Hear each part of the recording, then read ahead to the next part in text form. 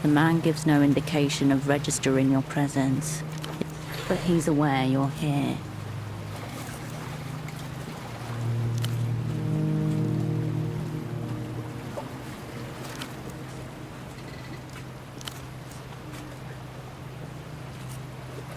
Distinct frown lines.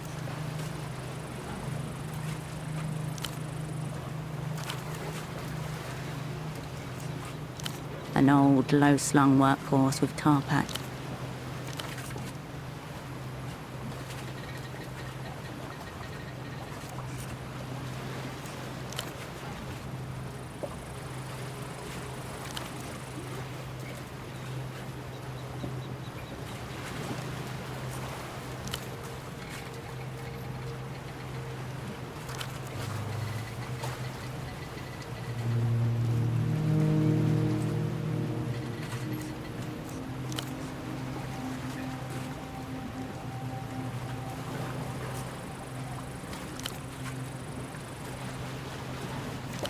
Treaties, obligations to foreign banks and bureaucracies, third-party audits, all part of joining the developed world.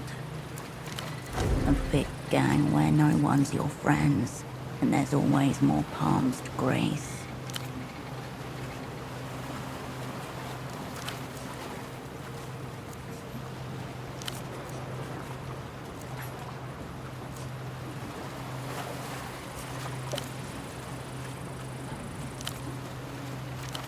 Progress, suspense, quick, ask more. He stares at you and keeps staring at you.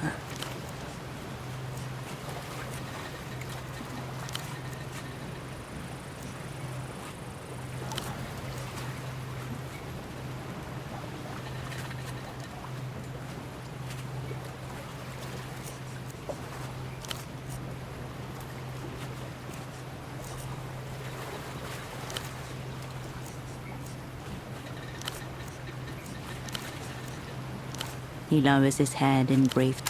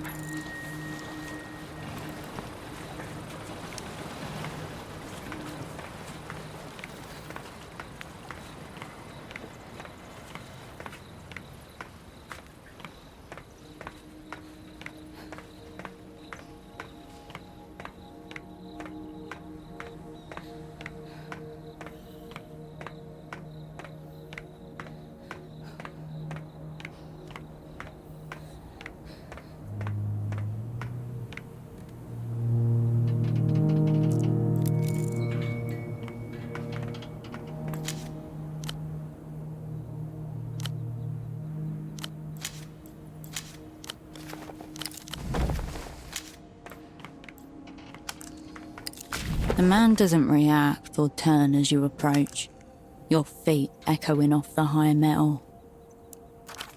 Don't look now, but you can see through the metal floor, all the way down.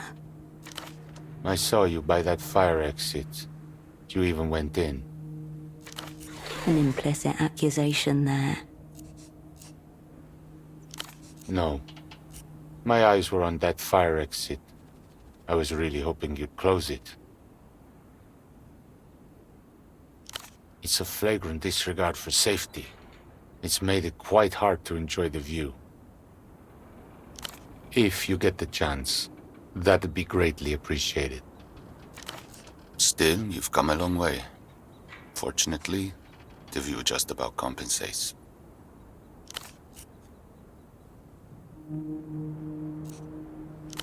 I'm being punished.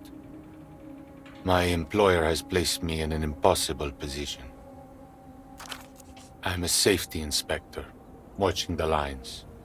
As you might have noticed, this pylon is under construction, technically. Precisely.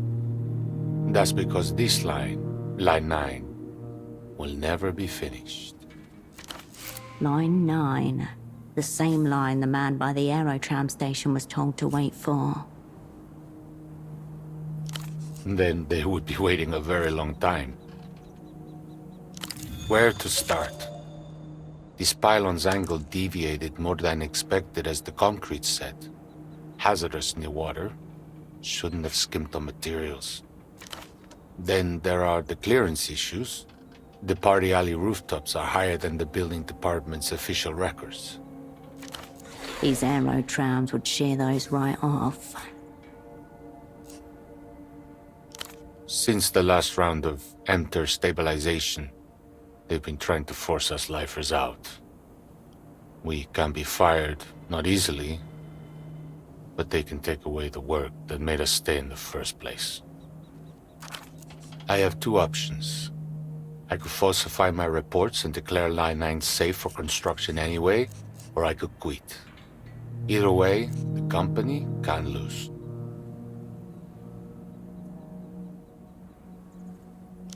Scraps of the old world leak into ours. Who can say?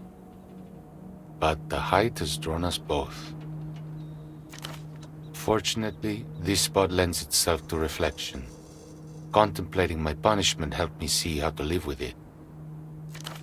The question is, can you live with your own?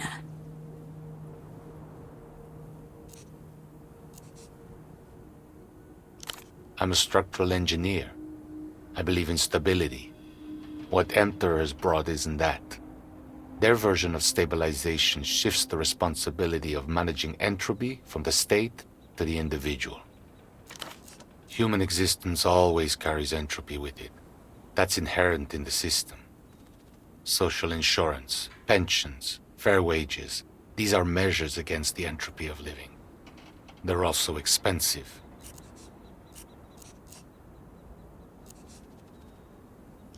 Such is the price for joining the developed world. He glances down. The world spins slowly. There's entropy in all systems. No living thing can avoid it entirely.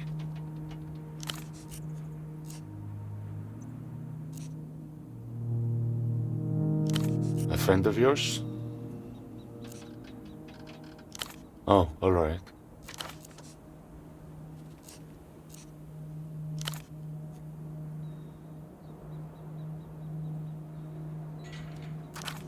And that fire exit door, still open.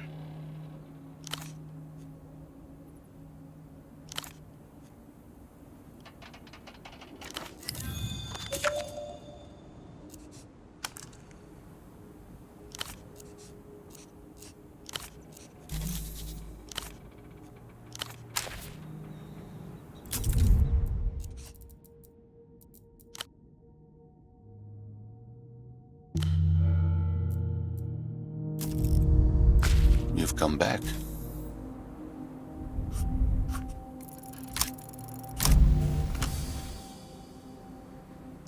Whatever thoughts you tried to summon are carried away by the wind. That's not how it works. But The crisp air sends a pleasant tingle through your abdomen.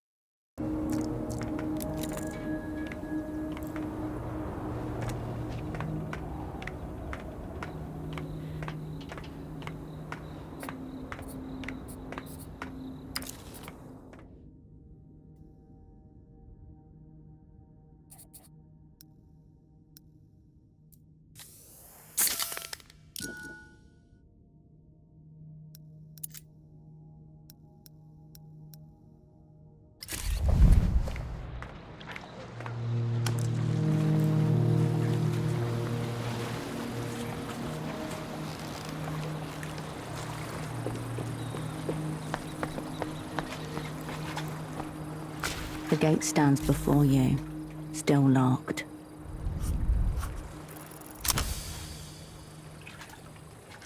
Take the chain between the beak of our tool and crunch it down.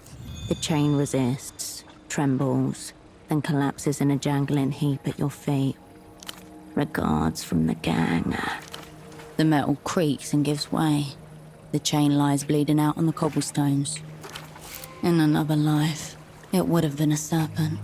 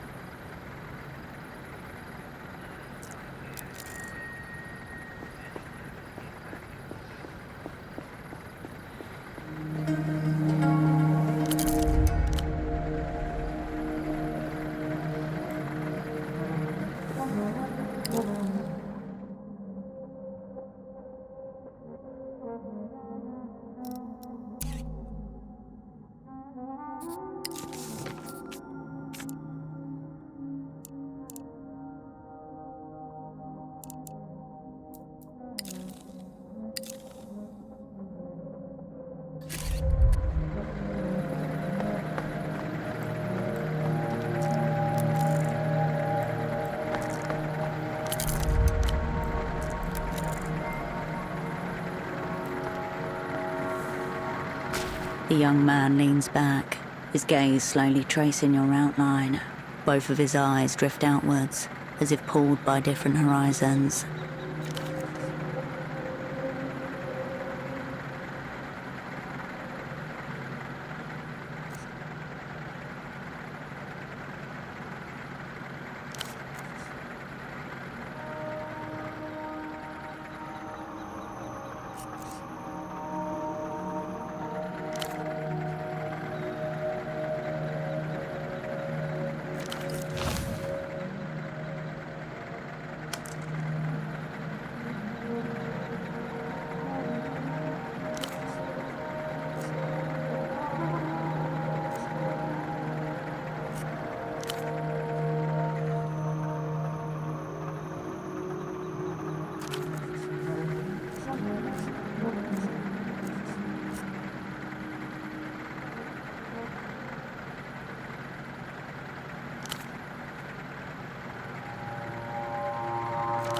The ruler of a future kingdom, his throne already concrete in his mind.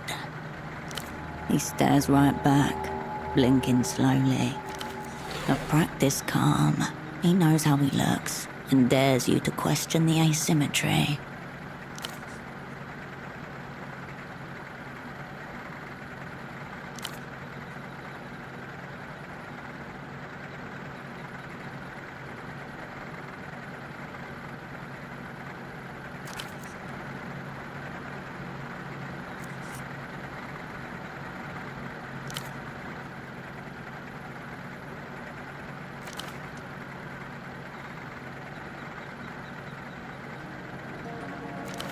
The dream of Rustam. For 80 years there were no kings or bosses, only rotating councils, grain cooperatives and radio poets. As the developed world spread, the dream cracked.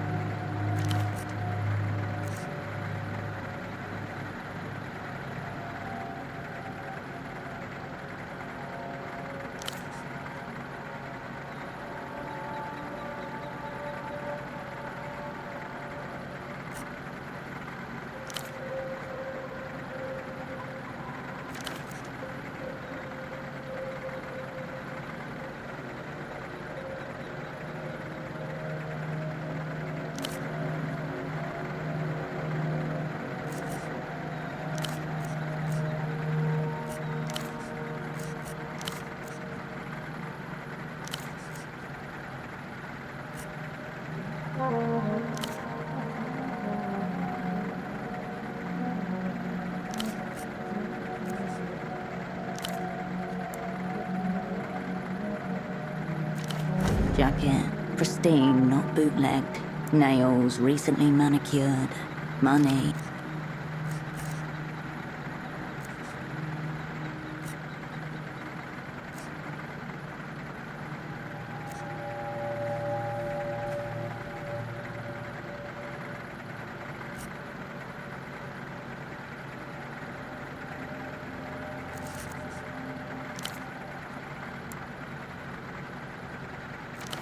This guy is a businessman first and foremost. No way he's not selling something if it can turn a profit. He means that. If he said otherwise, he'd be going against some kind of code. Astounding. Must have been harvested just a few days.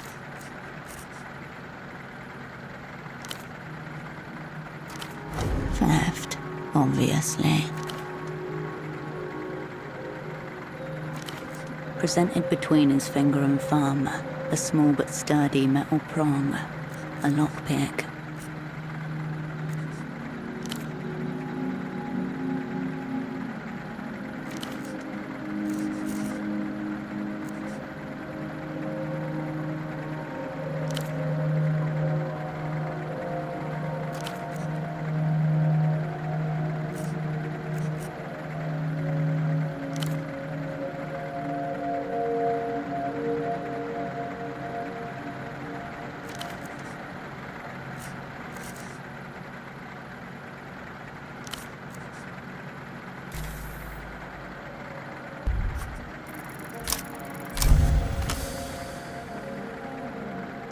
This is a man of many competing loyalties.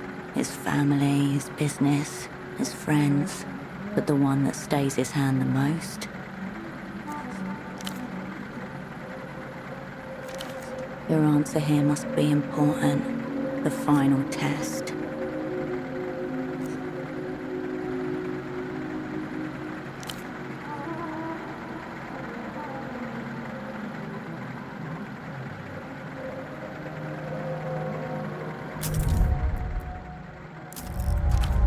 Shiftily, he looks around left and right.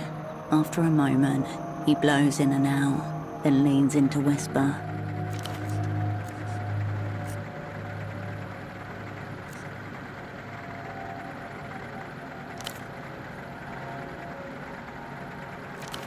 It's not as serious as that, but you...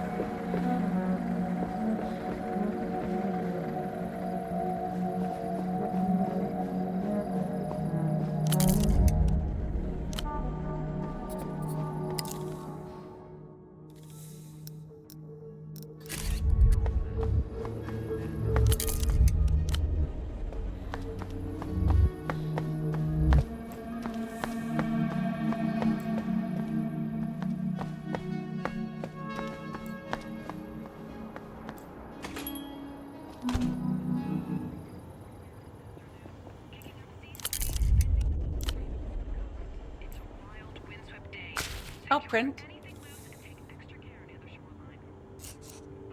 Nothing, I'm afraid. That's understandable. It's been a while since you were last in Portofino, hasn't it? Head south, and you're guaranteed to find it. It's just east of the roundabout and west of the backways. Hardly. It's just around the corner. Of course, Oprin. I'll be here if you...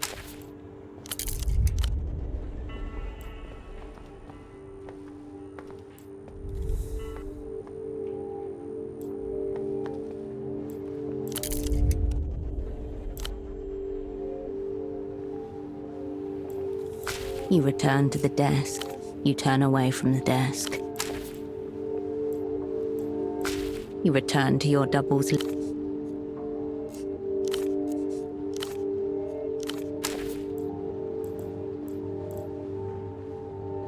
Peeling wallpaper hangs above your bed, uninspiring. Faded patterns, a great void of expression.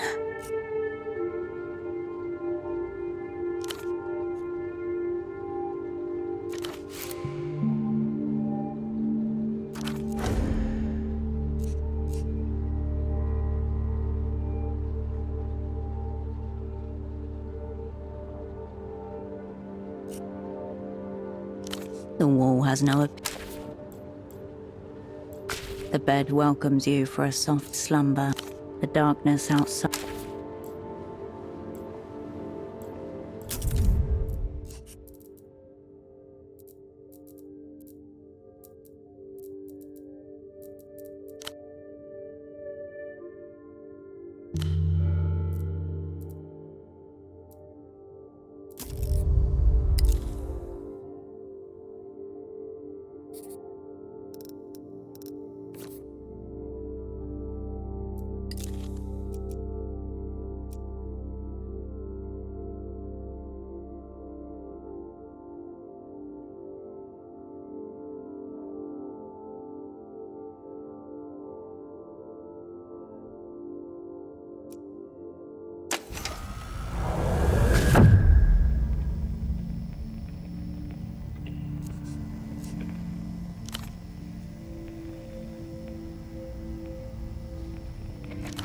You hear a great rustling, a million trench coats unfolding like moth wings.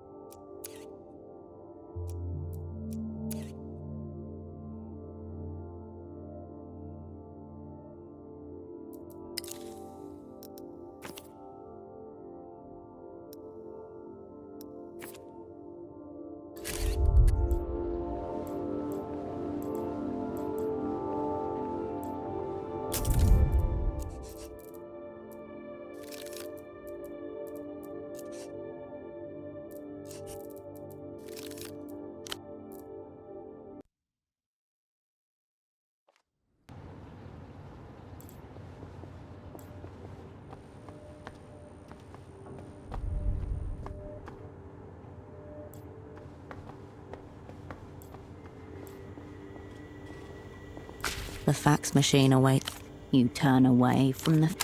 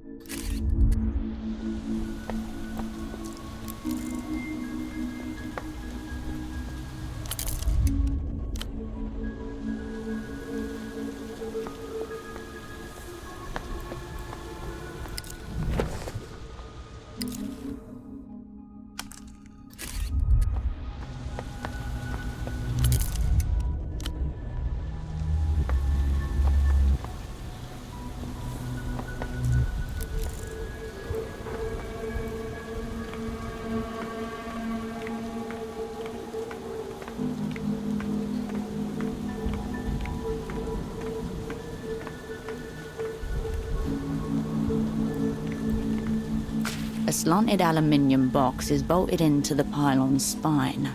The word Renotel is etched into the metal. A familiar dolphin grins at you. Cold and hard, but the playful smile remains. Inside, a slab of beige plastic, an old terminal. Behind a clouded sheet of polyglass, the screen remains black. No buttons on the outer housing that you can see. No glowing standby light. Your fingers find a steel drawer. It slides out with a creak, revealing a keyboard designed for gloves, each key a chunky slab. A low wavering whine. Behind glass, the cathode ray tube flickers once, twice, then flashes white. System waking. Please wait. Mem check. 00016 KB. OK ports.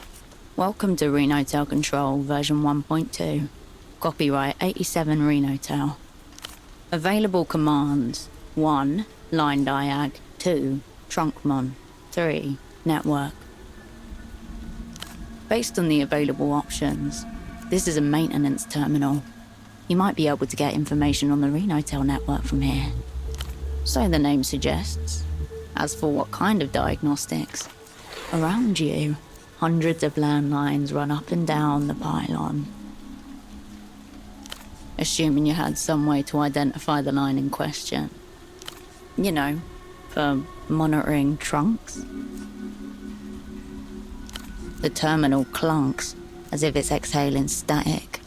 The screen flickers, awaiting your input. Line diagnostic mode. Enter landline identifier to proceed. Line ID. A random array of numbers. The machine's internal speed. The screen You close the box.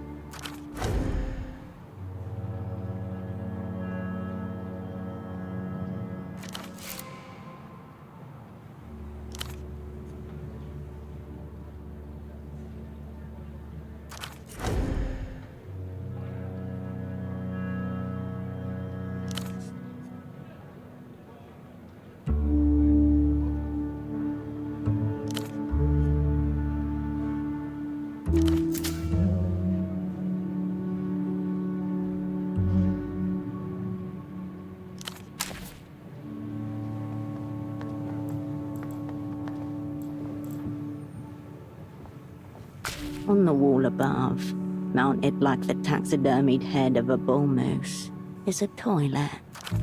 Scratched and yellowed porcelain, a notable smudge on the lip of the sea. Brownish. Do not entertain further investigations of what the smudge may be. It's safe to assume that you don't want to know. From across the room, the bartender notices your gaze and the expression on your face. Don't worry. The smudge on the rim is just blood. 83. Kisok versus Recreación. The referee sent Peña off on a bullshit call. A riot ensued, as per tradition. Someone ripped a toilet right out of the washroom wall and chucked it at the Recreación supporters. It's a misty, watercolored memory for her. Kisok's pride. The moment it all peaked, when all the madness and meaning in the world swelled into one glorious, unstoppable wave. Countless injuries were reported in the aftermath of the incident, and 2 fatalities confirmed. The bartender gives a small, approving...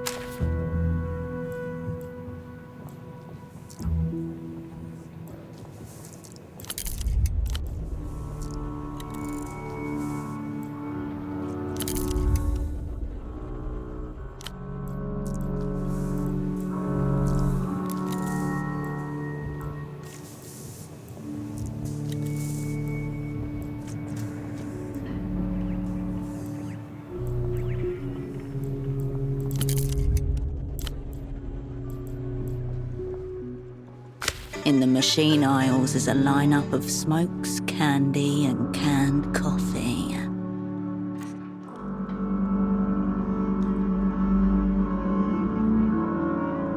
They land in the well with a formidable, intimidating weight.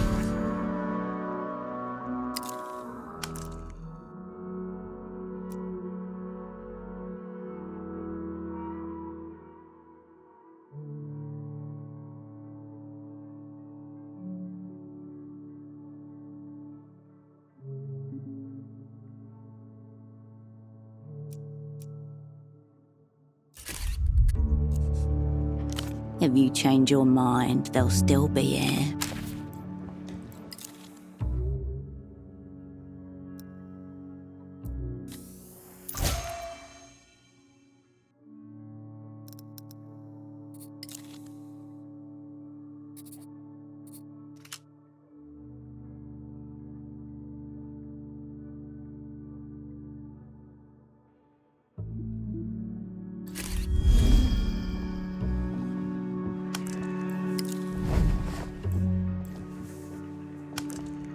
What'll you have?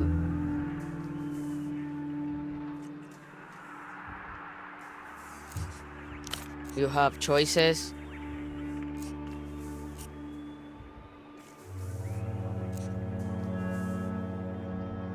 Sure.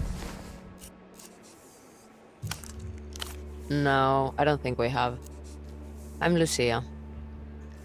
What brings you to Kisok?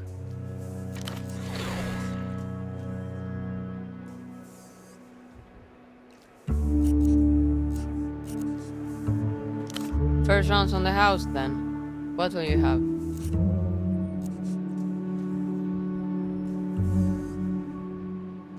Sure. The percolator has kept it warm, but not hot. So, here to meet your friend?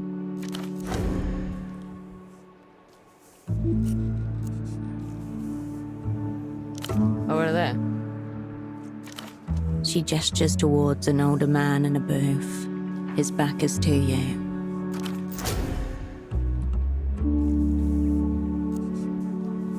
Strange. He said he was expecting someone like you.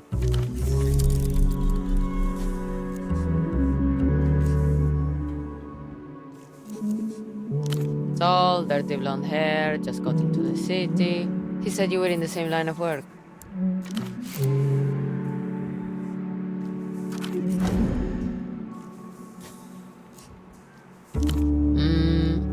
No.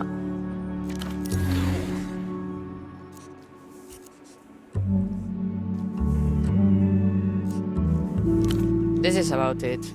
But it's mostly just me in here doing all the work. Takes it out of me.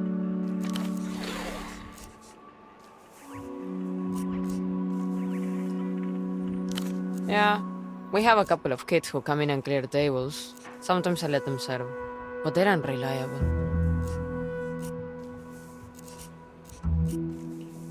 Friend of yours?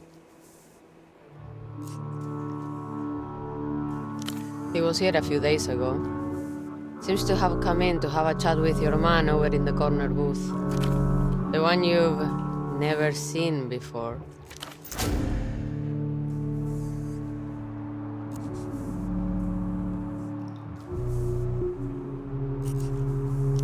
No.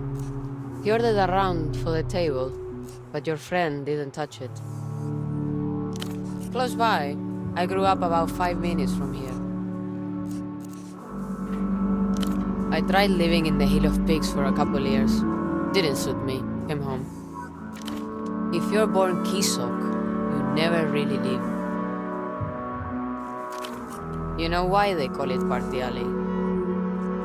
It's Calle del Partido, from when we still had El Partido Comunista. They built the plaza around the Palace of Culture, not the other way around. The bartender doesn't acknowledge the gesture. She raises her fingers and starts counting them off. The bootleg bazaar, Beetle Tract, Palace of Culture, the Miracle Line. Don't tell me you're in Portofino for the phone sex. The miracle is the sex. Or that is free. It's a 24-hour phone line, paid for by... who knows? Hence, the miracle line. Whoever it is, they're making a fortune on Renotel stuff. Not angry enough about it to shut it down, though. Well, I'm glad it's not our only draw. It's a payphone to the west of here. It overlooks the water. You'll know it from the group of excited old men nearby. She stays silent, waiting for you to kickstart the conversation. Hasn't given one. Just like you. Schnapps, so far. I'm not sure he's casting it on you. She makes a show of clearing her throat before your next question.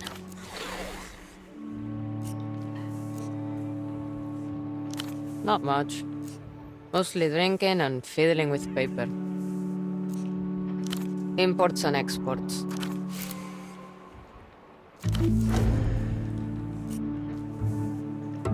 She glances over at the man as he sits silently at his booth, transfixed by something in his hands. Perfectly polite. Keeps to himself, hasn't caused any trouble, pays in cash. Bit of a lizard, I suspect. You are asking a lot of questions about this man.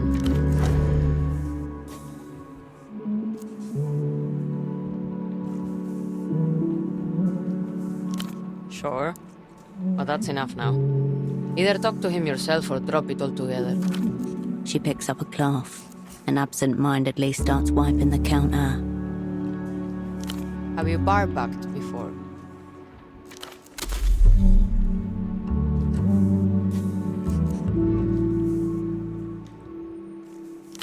Hesitation, as she's caught between a need and a worry. Fine. I can throw you some soul off the books. I just need you cleaning, bussing, nothing complicated, okay? Here. Start with wiping down tables.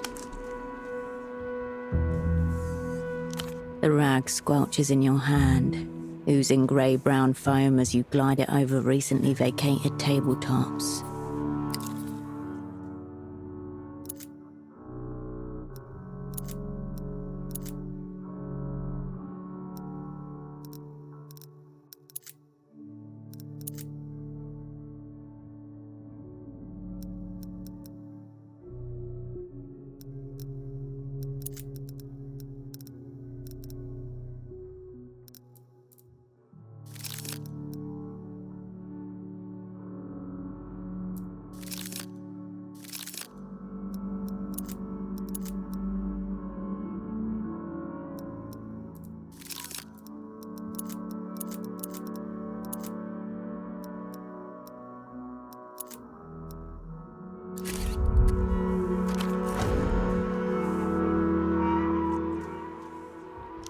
It's a race against the drinkers to clean each table, only to step back and watch them dirty them all over again. Race, wipe, wait, repeat, table after table, until the room begins to thin. Hey, it's been 4 hours. Take a break. She's used to it. Stopping is almost harder than trying to keep up with the work. Your mind continues to race, looking for things to wipe, unable to stop.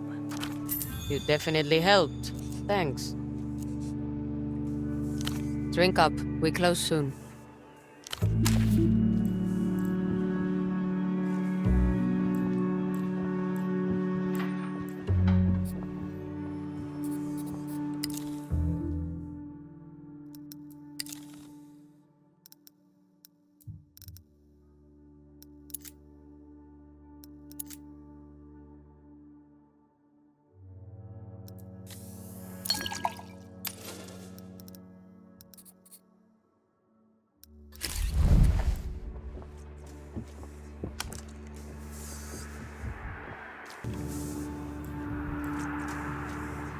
under a thick, a discolored blue.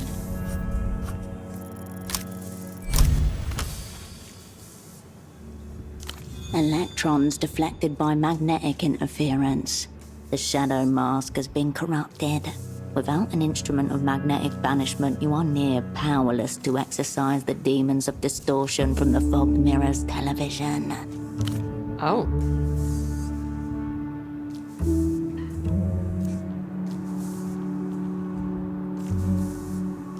The bartender stands on her toes and moves the speaker a few centimeters. Almost instantly, the purple blotch recedes. Well then. Good eye. Thank you. For a quarter of an hour, you watch as men in short shorts and tall socks hurl a leather sphere against concrete with tremendous force. Their passionate grunts are matched only by the violent impacts of the ball. Shows off their work. Indeed, each of the Pelota players displayed taut hamstrings, chiseled gastrocnemius and soleus, and perfectly rounded glutes that bounce appealingly under the shorts' tight synthetic material. That's Kisok PC. Everyone around here goes for them. Recreación. Bunch of pretty boys in short shorts.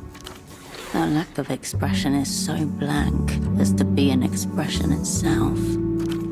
Recreación is a money laundering vehicle for the profiteer class, those who've won the end of history by steering years of stabilization packages to their chosen enterprises. Needless to say, a significant part of their players' salaries are paid by MTER. Stabilization hasn't done much for Kisok. Viva Kisok! Just remember that we're not allowed to use the WCs in another team's arena. I guess they're worried someone will take it upon themselves to recreate the ceramic panic of '83. One person rips out a toilet and lobs it into the stands. One time! And if not, there are plenty of plastic bottles around. 15 minutes pass in near silence as you stare at the television, mesmerized by the rhythmic action on screen. In your trance state, you hear a voice that sounds eerily like yours hiss, "Yes," when one team scores a point on a particularly tricky shot. It's only when the channel cuts to a commercial for tuk-tuk insurance that you snap out of the sports-induced reverie. No! Shush! The bartender gives you a brief, familiar nod as you slide off the stool.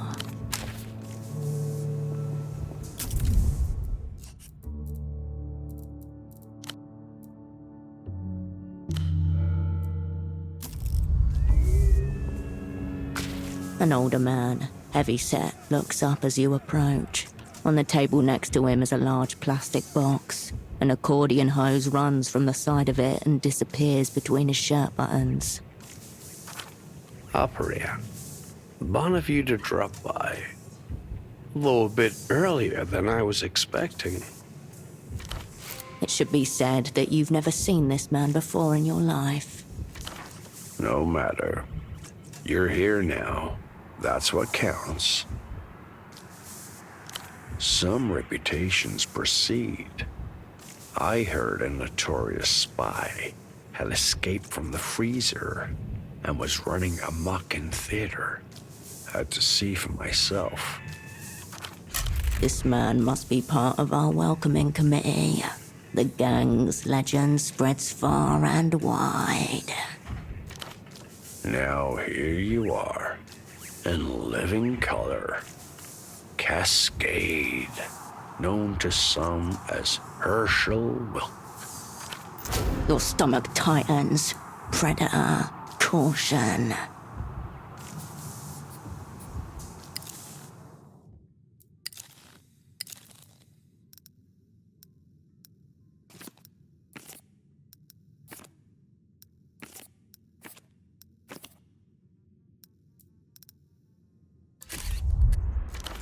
You might still be able to play this off.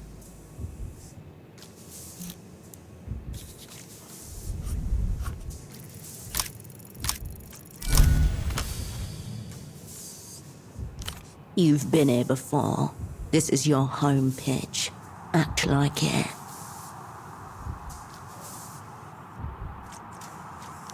The tragic fate of a null entity, damned in memory, even by your old friends and comrades.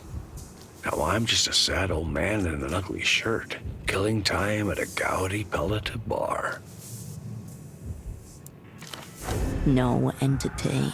The Operant Bureau's preferred name for those that would rather forget. His shirt is very ugly, it must be said. But my sordid history's not the subject here. It's you everyone's asking about. All kinds of stuff. They were asking, has she figured out her assignment yet? What's going on with her double? Does she still have it?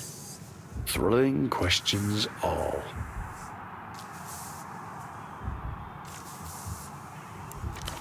But mainly, they're concerned about your heart. Size of a fist, weighs about 1/4 kilo. They want to know what you'll take for it. A heart with history. There's connoisseurs who'd pay a premium for that. Reminds me of a story in the paper. An Azuri cannibal pays another man for the pleasure of killing him and devouring his heart. Gruesome scene. Features a frying pan and all sorts of unprintable details. One detail they did print, though, was this. A fella who sells his own heart accepts his payment by check. GMs find it uncashed in his blood-drenched shirt pocket. If you believe what you read in the newspapers, our cannibal paid about 200 sol. Plus the life sentence, of course. Whatever we know, we pay dearly for it. The opera have dropped you in a river of shit. Maybe I can help you get yourself out of it. This thing? No. This is just the plastic box that keeps me from shaking the Manus Fati. Gentle electronic tones rise and recede from it like the tide against a digital beach. Last I heard, the original article was sitting on a desk in a third-level sub-basement somewhere in the Vesa. Story for another time, I'd say. My business, I'd say. This was your old haunt, was it not? See why you're drawn to it. Spacious, decent sightlines. Noisy enough to make bugging impractical. At this hour, the bar is virtually empty. A few glasses and plates testify to recent customers, but for now, it's just the two of you. Meanwhile, the bartender washes a few glasses in a tiny sink, looking up every now and then towards the television. Yes. This place will do. Our temporary office. Long as we're both in Portofino, of course. As I said, wanted to witness your return to live action myself. Just because I'm bereft of official existence doesn't mean I can't keep an eye on the younger generation.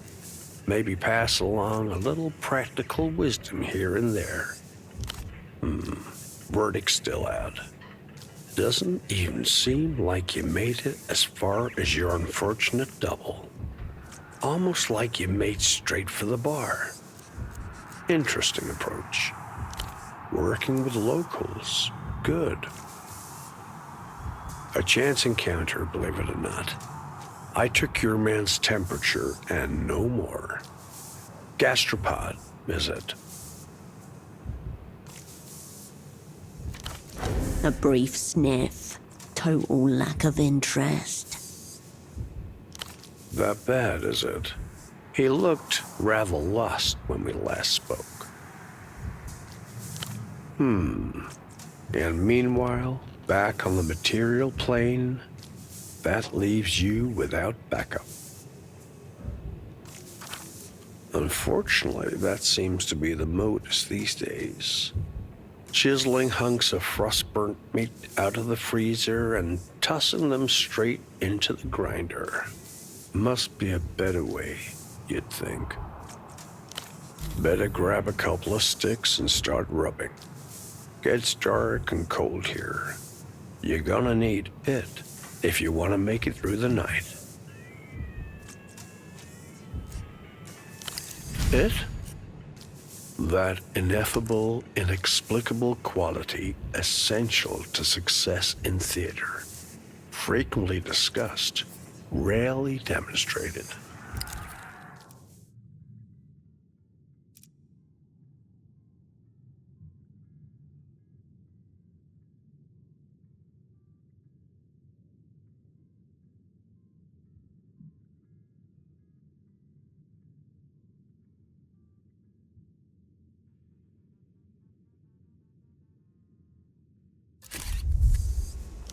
Not that, it. If you can't even tell the difference, you're off to a poor start, I'd say. No, it is uncountable and immeasurable, much to the chagrin of the chart fuckers who'd lately seized control in Nevesser and the other citadels of secret power. And yet, when in its presence, none can deny. Depends.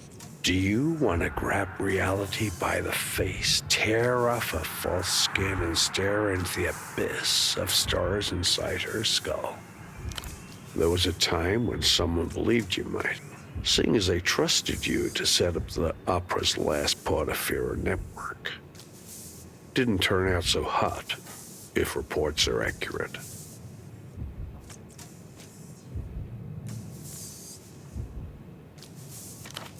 And yet, here you are, back on the scene. That suggests your it levels haven't totally flatlined. Bold pronouncement, I'd say. As yet, unsubstantiated. Call it your look of haggard perplexity, assuming that's not just your normal expression.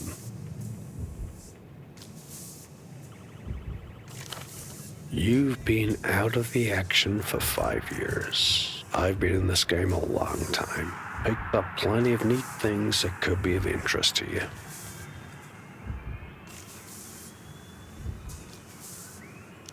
Take a recent sample.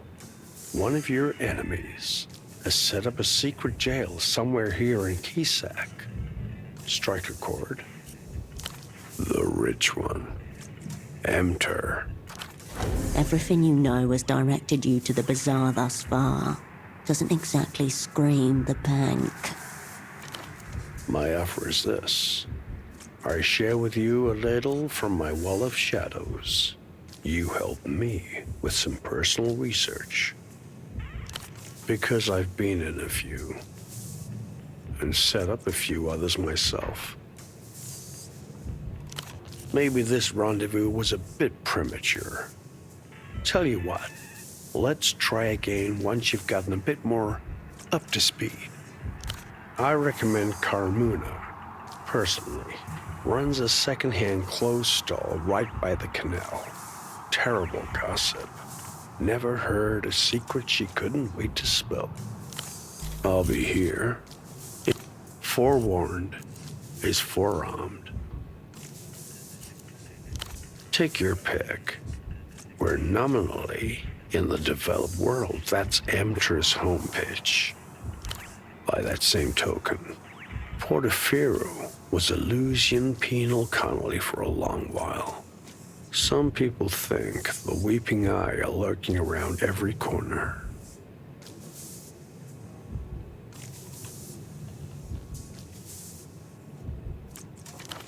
The weeping eye, the loser's secret place, the dark subconscious of the stay.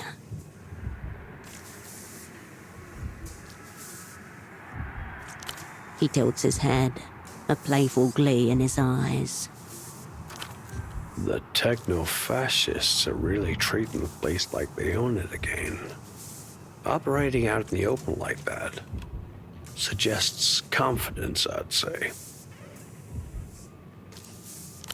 He takes the disc and adjusts his glasses to get a closer look. Two things stand out. First, this is an unusual format. Einzelton. Not just standard consumer fare. Question for a disc vendor, I'd say. There's a misanthropic one around the bazaar. Yeah, isn't that right? Solid stagecraft, I'd say. I wasn't talking about you.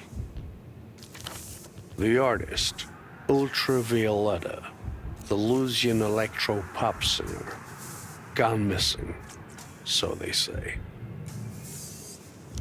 I guess not. Freshly unshelved as you are.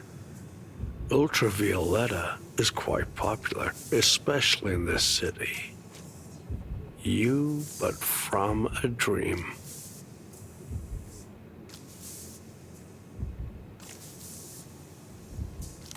No, nothing at all.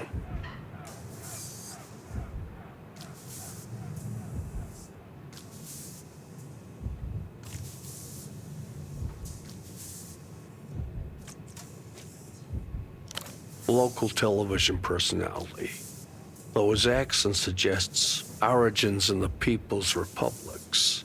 Lavendy, I'd say.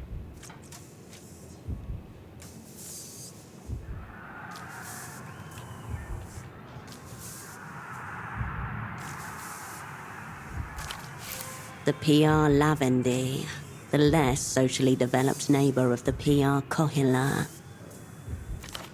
Obviously a lunatic, an addict of some sort. I'd keep my distance, were I you.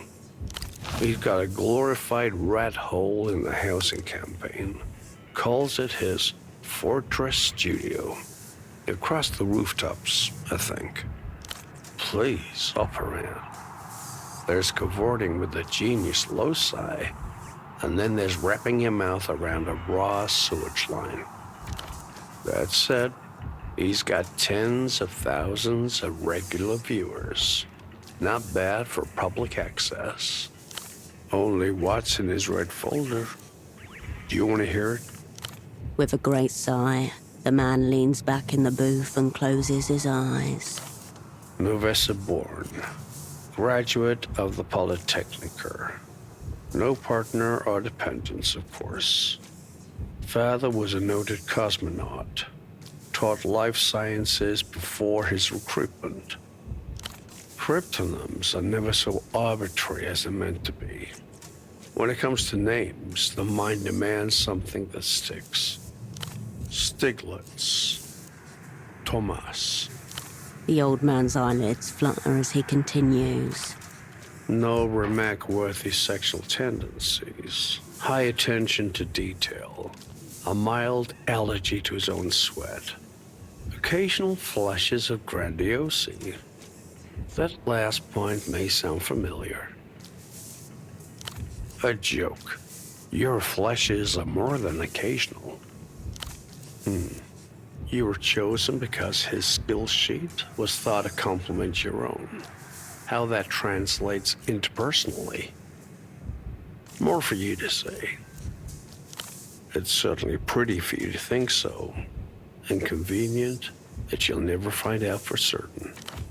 And recitation. Shreda, high contrast negatives hit the back of your retinas. 58, collapse of Ile-de-Serres' Grand Bridge. 60, Laplage's royal family liquidated. 63, suppressed uprising in PR Yoffie. 67, The Agora Minor blackout. No direct attribution possible. Cross-references simply point to one figure, skipping in the margins of history. Cryptonym redacted. Date of birth redacted. Nation of origin disputed. Joined the opera late 40s. Declared null entity in 69. There are old reports of a botched naval blockade in 69. Eastern republics. A friendly fire incident. Tenuous, but failure has a cost. The microfiche reader clacks a final time, settling on a monochrome picture. Beneath it, a nom de guerre. His fleshy cheeks pull his mouth into just the slightest approximation of a smile. Warms the heart to know people still talk about you when you're not around. I've been called many things, operand. Cool isn't one of them. Stick around. You may have a chance to find out. The box hisses. He puts a cigarette out in an empty schnapps glass. Suprema 100, like the ones your double brought. Till next time, operand.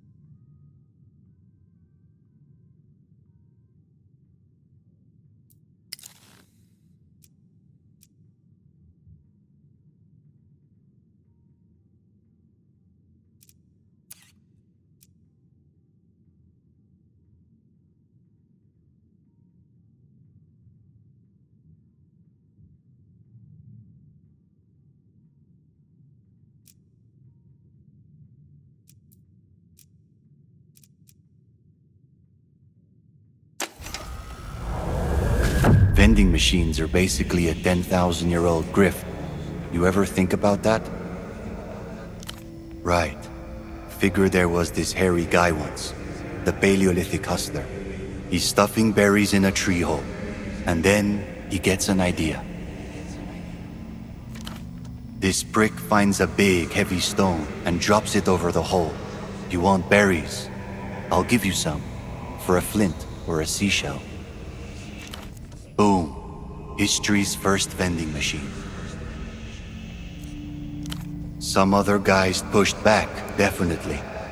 But without berries, most of them starved to death. Point is, the grift works, even on you. You're broke, yet you keep walking past those glowing boxes where descendants of the hustler are hoarding resources, without even reaching in to take some. Not stuff, money. The standardized berry of the modern world. No longer necessary. Not after the people have been rendered compliant and uncreative. Fuck that primitive grifter. Pin him under his own rock and reach the fuck into that tree hole.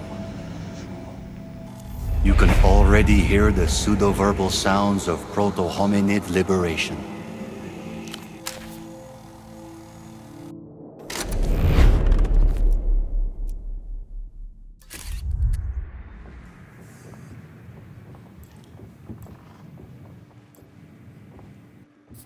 The brightly coloured cans and cigarette packets seem even more vivid upon your return. You're in the clear. Give it a go. No need to muck about here with fiddly little things. Let's just tip the sucker over. Using all your strength, the machine's legs lift off the ground as it tilts to one side. One solid shake, and cash rattles out of the machine. and onto the ground. Shakedown successful. This is gang property now.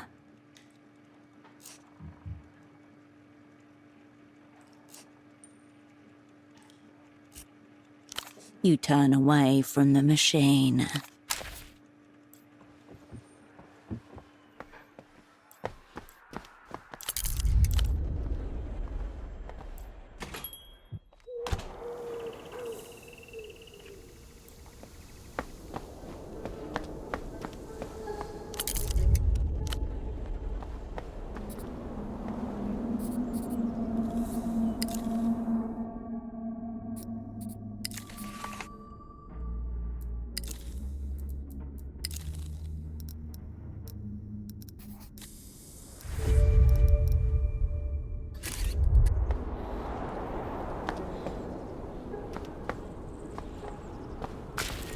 Small white flowers have opened up at the touch of a sunbeam.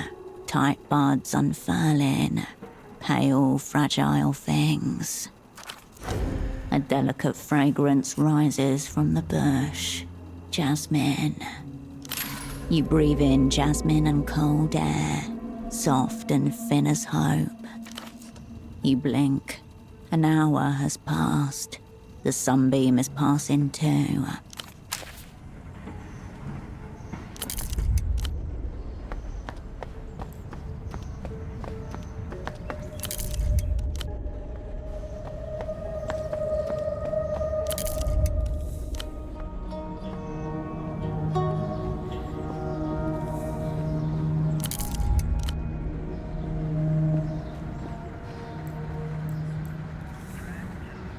You again.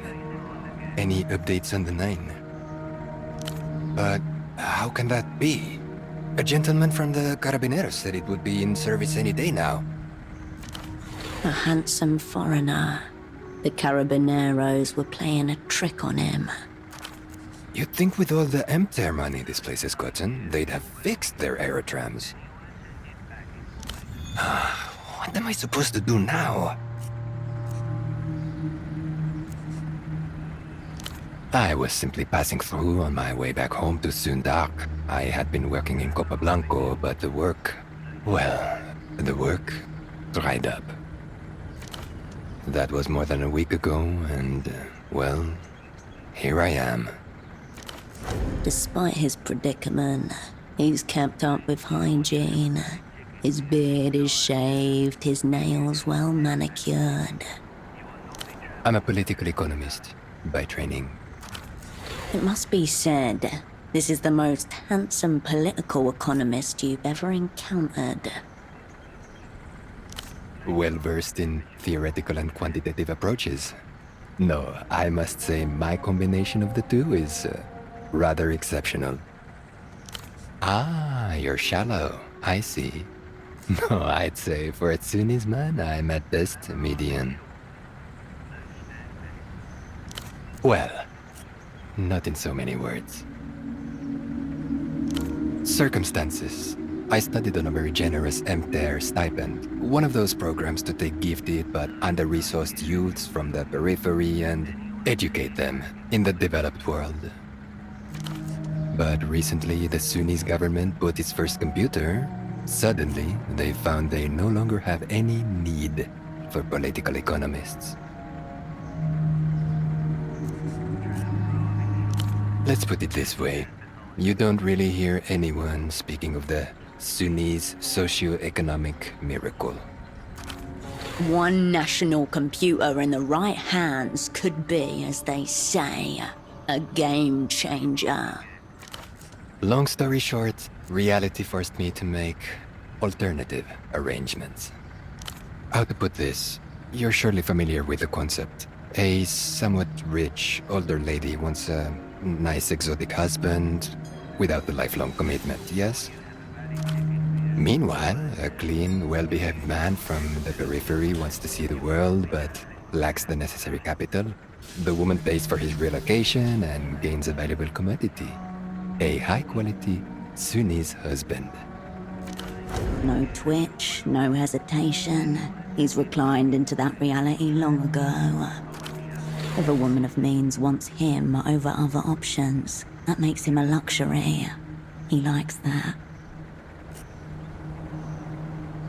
Where else can one find men so clean, attentive, strong, and conversant in political economy? Traces of a born romantic linger in the man's voice. This was a doomed endeavor from the very beginning. In other circumstances, I believe it could have worked out brilliantly, but alas, in my case, endogenous factors conspired to thwart my domestic bliss. What can I say? Sunnis are both practical and romantic. A man by mail, a direct order dick. There are many names for it, some more vulgar than others. I offer companionship and a fair trade. If you consider it as a set of transactions, love's really no more than an economic problem. I will tell you, madame, it was the lapdogs. All 6 of them. My betrothed, she wanted them to watch our lovemaking, my cleaning and housework, my lectures on recent advances in microfinance. Wherever I turned, there was a creature the size of a throw pillow, its black, wet eyes staring at me. Watching, trembling from invisible afflictions. At one moment, I wondered whether I was there for her pleasure or theirs. That's when I realized I need to escape Copa Blanco as soon as possible. There used to be a more direct route via Havergelia, but the border has been closed since it was re-annexed by La Luz. It's not so easy to get around as it used to be, you know. Back to Sunzak, very far from here. Maybe I'll go to work for my brother, or maybe I'll sign up for a term on the lunar mines. Really, I just want to escape the developed world. Being sent to organize among the lunar cadmium miners is a common punishment for political offenses in the People's Republics. A man turns back to his suitcases. You keep walking.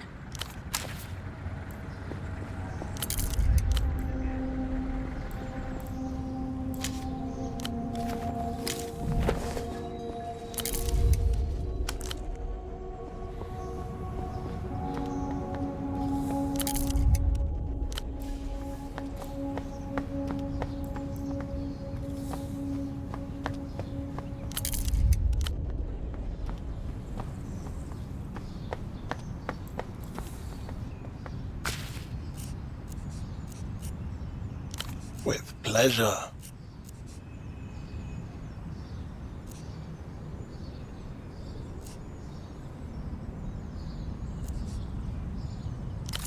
Breaking into houses and hearts. All right, tell me what's on your mind. I'll be seeing you.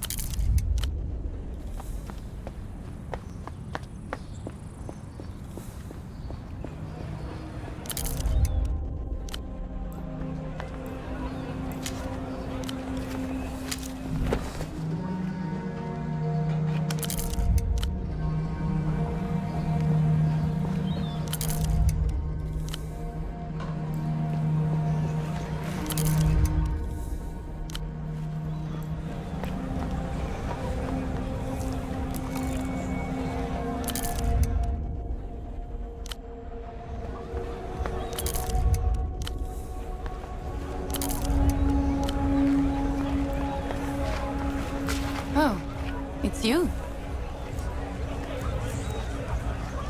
What? That's so dangerous. You could have been killed. Or worse. Maybe you're right. But for the record, I don't expect you to help me like this. And if you want to give up, you can at any time. Thank you. Okay, look, I think I know why you didn't get snatched. Mi viejo mentioned something like that. Gilmar had been snooping around the waterlock to the east of the bazaar when he got snatched. That might be the missing bit. No idea.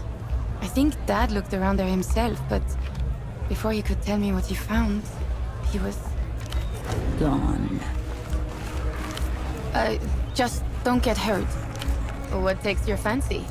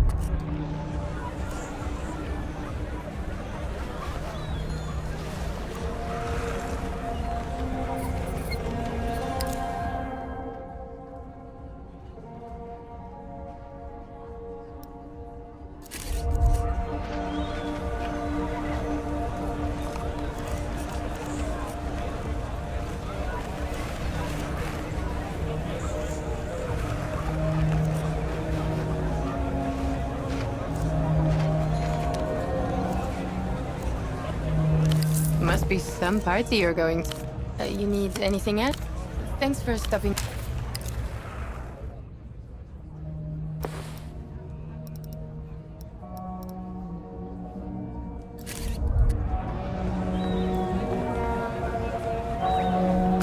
He's going to melt his head. On the TV, a giant wolf-like creature stands up on its hind legs and howls. Its fur bristles gold. Shh. Suddenly, the beast roars and light floods the screen. It's followed by a wet, pulpous... Ecstatic wolf is awake. LED lights are distributed evenly along the blade. Durable PVC hilt with textured grip. Impressive armament. Wolves. It's 66 wolves, and it's our favorite thing in the whole world. It's about a girl who has 66 chambers in her heart, and each one contains a wolf. And the wolves came out to make war with the angels. Each wolf has a special weapon, and they have super violent special attacks too. On the screen, a headless lupine figure, standing on its back legs, shakes violently. Blood pours from its neck as flesh reknits itself. That's Loathing Wolf. Another wolf cut his head off because it's the tournament art. But he didn't know Loathing Wolf can heal fast. Loathing Wolf's not even strong, but he can be scary. Yeah. It's the best show. And it's from La Luz. The words La Luz make your shoulders close in, as if bracing for a hit. Everyone loves it. Some of the grown-ups like it, even though it's a cartoon. Notice that the broadcast is in Mercian, not Lusian, dubbed for a foreign audience. Troubling, especially if Lusian cultural exports are what they primarily consume.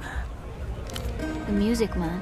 He hates the show, and so he won't order the audio discs.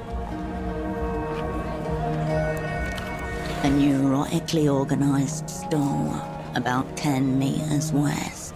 A morose man stands there obsessively cleaning a disc-like object. Yeah, him. A man of strong opinion that he's not afraid to shout about, even to children. Well, maybe he should stop then. He says he won't sell the music discs because it would poison our brain with sonic excrements. Well, maybe. But it won't change his mind because he's a loser. I don't know any. Do you know any, maybe? Wait, I remembered those. From when I was little. There was one with puppets arguing a lot, and another with a green cat who was also a thief to help people. Death to puppets. It's the place where they make all the cool stuff. It's not like here. I bet they even have flying tuk-tuks. Ridiculous. These wobbling open chassis abominations can barely function on solid ground. And also we have cousins over there. Some Portoferans refer to Lusians as strange cousins, a nod to this island's colonial past. We don't really know them. I talked to one once, on the phone. I asked Mom if they could come over one day, and she said it's hard because La Luz is so far. A mere 4-hour flight, but there are no commercial flights between Portofero and the Illuminated Empire. What's that? Perhaps you should let children be children.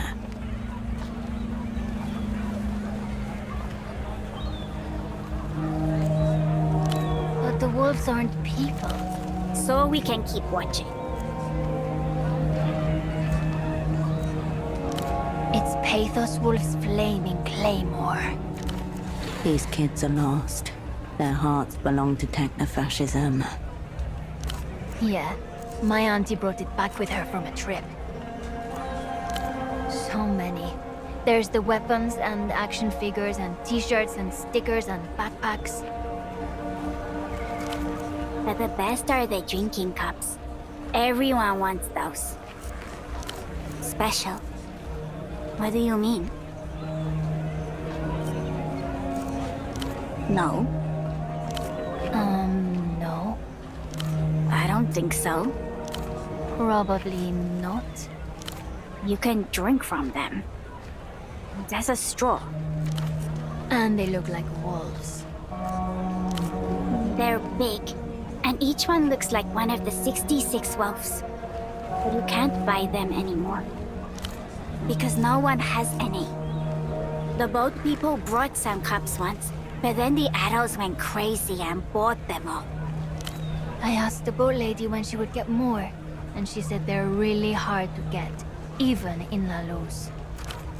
The toy stall had bootleg ones. But no one liked those.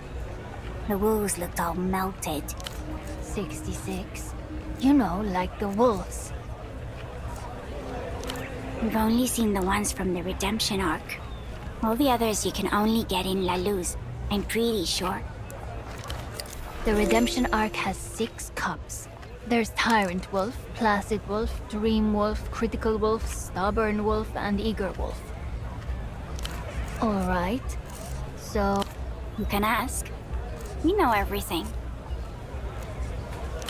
They all have their own powers. There are so many... The girl nods. Alright. You can ask us about...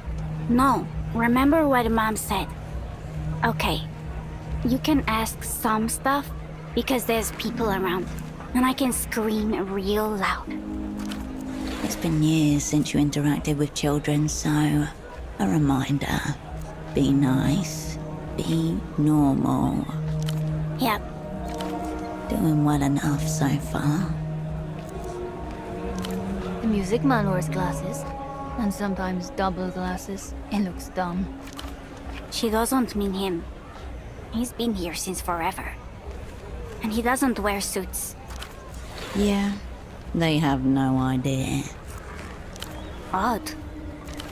Brains lie, guts don't. We know Malen's dad is missing. She's been really worried. So you heard. Perhaps they can confirm the woman's story. He disappeared because the phone ate him.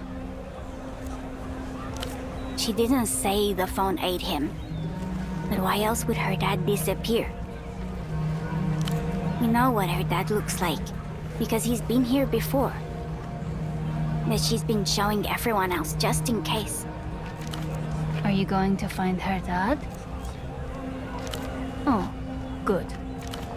Can we talk about less sad stuff now? Mom's at home. We live on a boat. She works with the phones. Shh. We're not supposed to say. Why aren't you at work? Mom asks us a lot because she worries.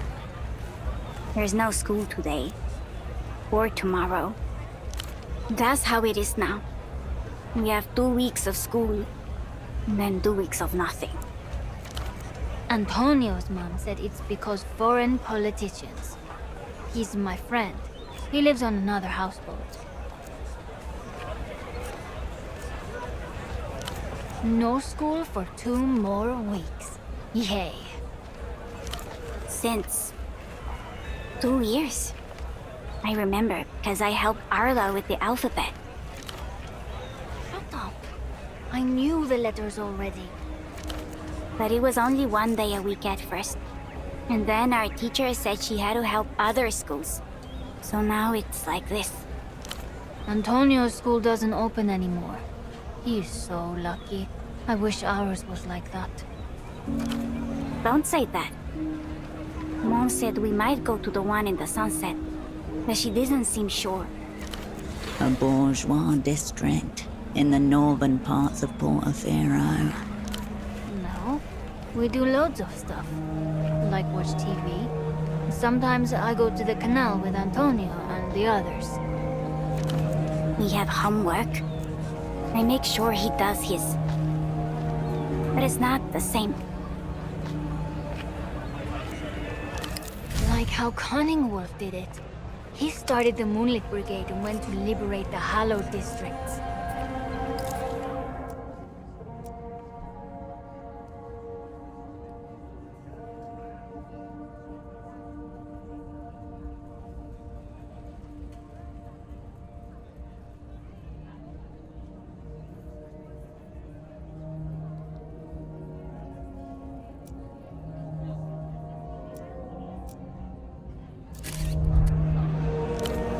Knives at home. Just need to aim for the stomach. That's a stupid idea. Can we talk about something not stupid now? Okay.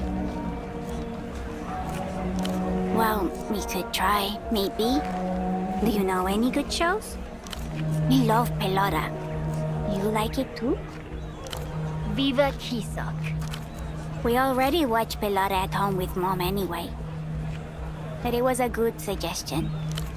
My sword? But it's my sword. I need it. Let's be logical. Whoever needs it more, you, obviously, should have it. How long?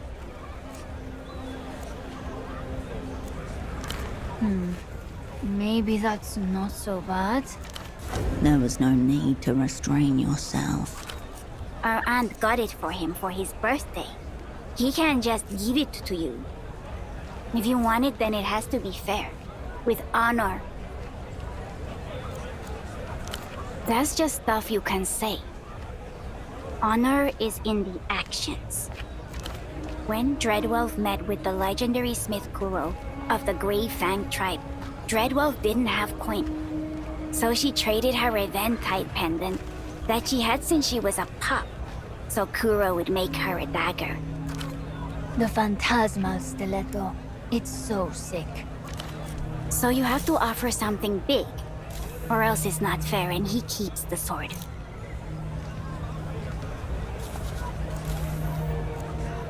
They have to be nice, okay? The kids study you. Oh. Do you want to talk about the wolves some more? You can ask. We know everything. They all have their own powers. Ultima Wolf. But Ultima Wolf only appears when times are most dire. Your tongue runs along the familiar edges of your canines. Nah, it's alright. Grieving Wolf. When she plays her heart, even the angels cry.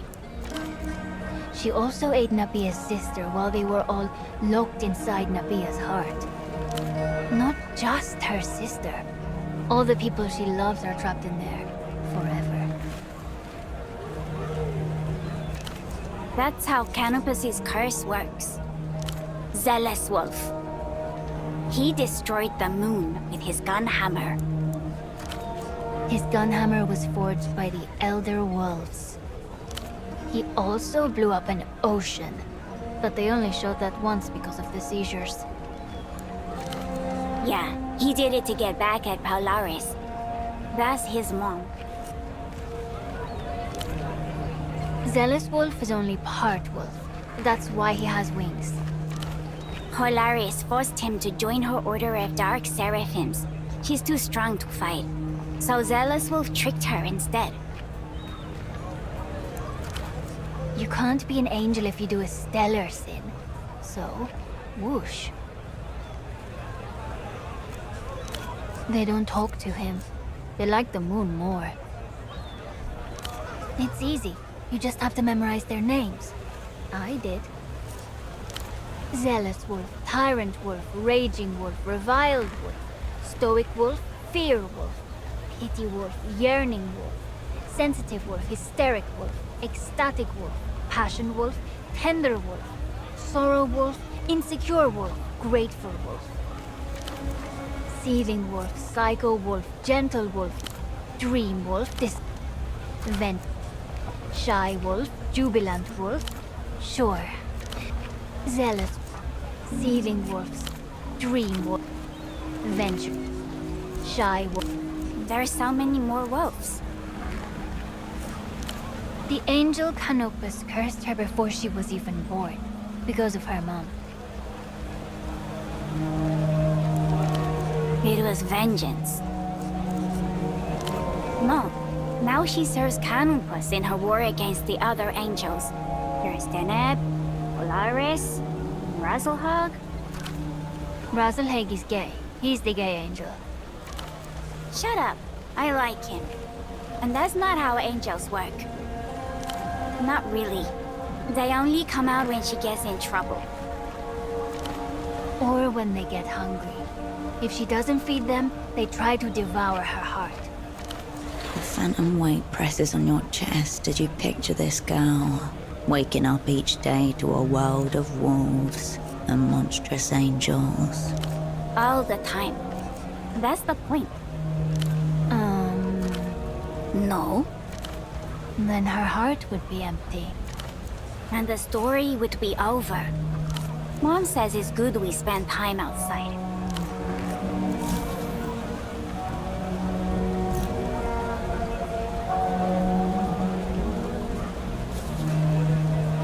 The children ignore you.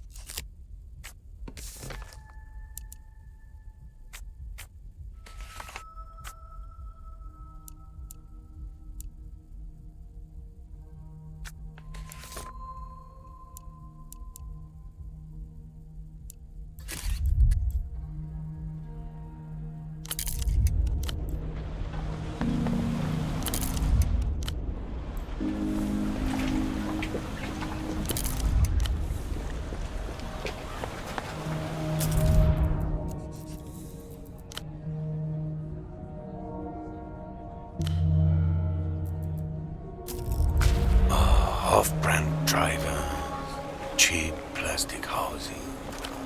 The man gazes down at a crate of cartridge discs, eyes narrowed, lips drawn. Veins rise like old roots beneath his thin skin. Mass-produced excrement. These animals pleasure themselves in it. Those smears near the optical pickups? That's not damage. Shame. It oozes out over time. You see this? Each one guaranteed for 10,000 replays. Obscene.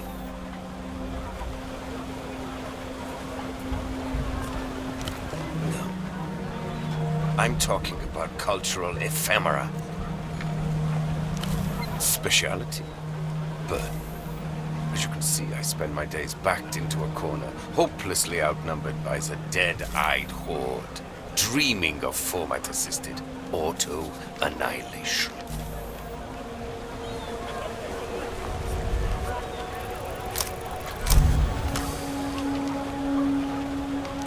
Elitists like this come in two varieties, audiophile or cultural nostalgic. This man is definitely the latter. That's right.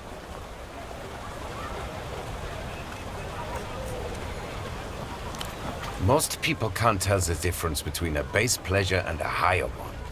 Imaginative faculties dulled by senseless repetition. Forgive me, friend.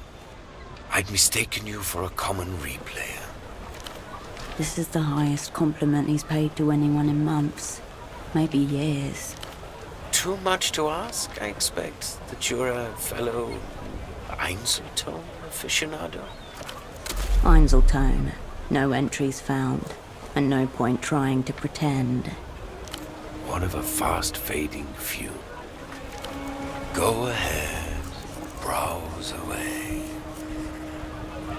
My name's Petre.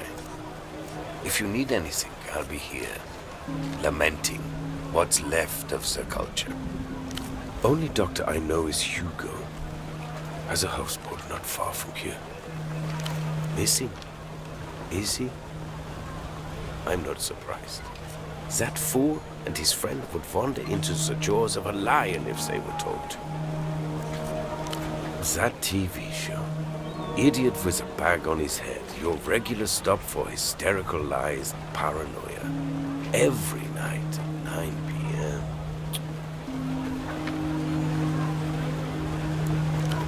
The old fool was always regurgitating whatever he had heard on there the next day. It's no wonder it eventually led him into trouble. Einzeltone XR, to give it its proper title. The one true format. The apex of auditory technology.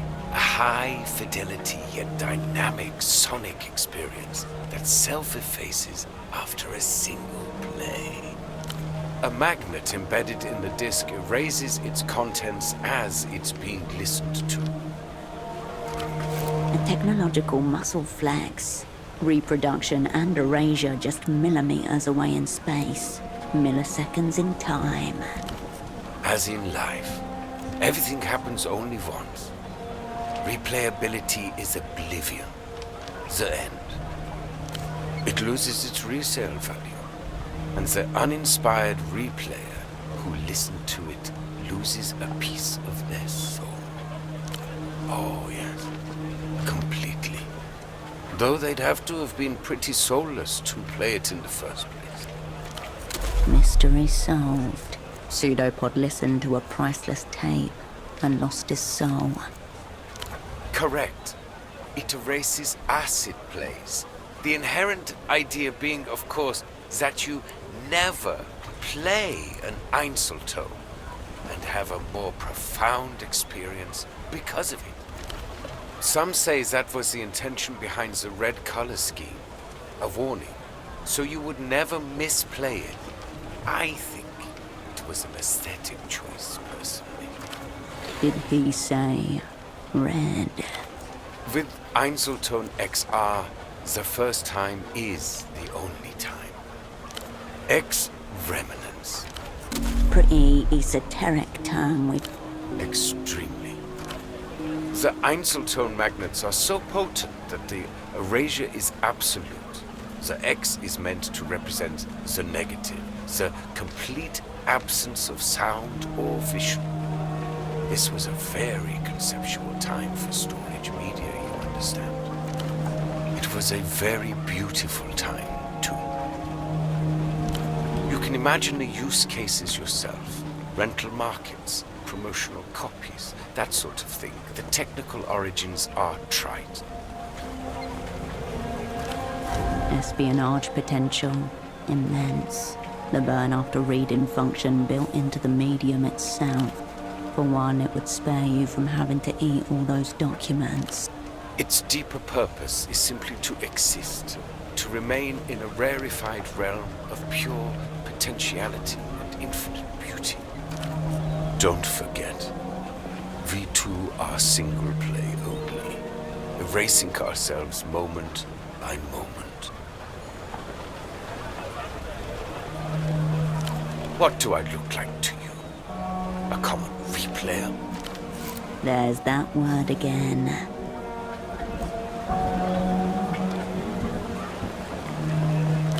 Oh, so you're a semiotician now. I own several, if the word ownership applies to such a delicate relationship, but I would sooner molest myself than an Einzeltone XR disc. An Einzeltone XR? Where did you get this?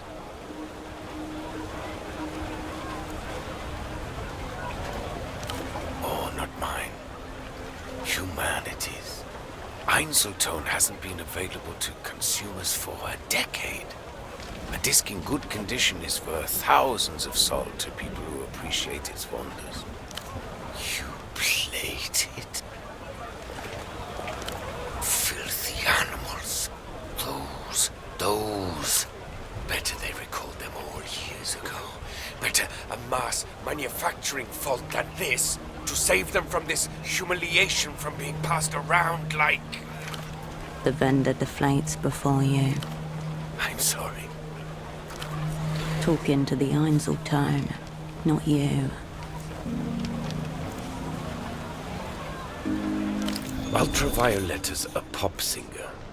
Degenerate, Lucian electro-dross. There's a new fabricated star every day, it seems, but she's the top of today's pile. As for the title, probably the works of a brain-dead marketing committee.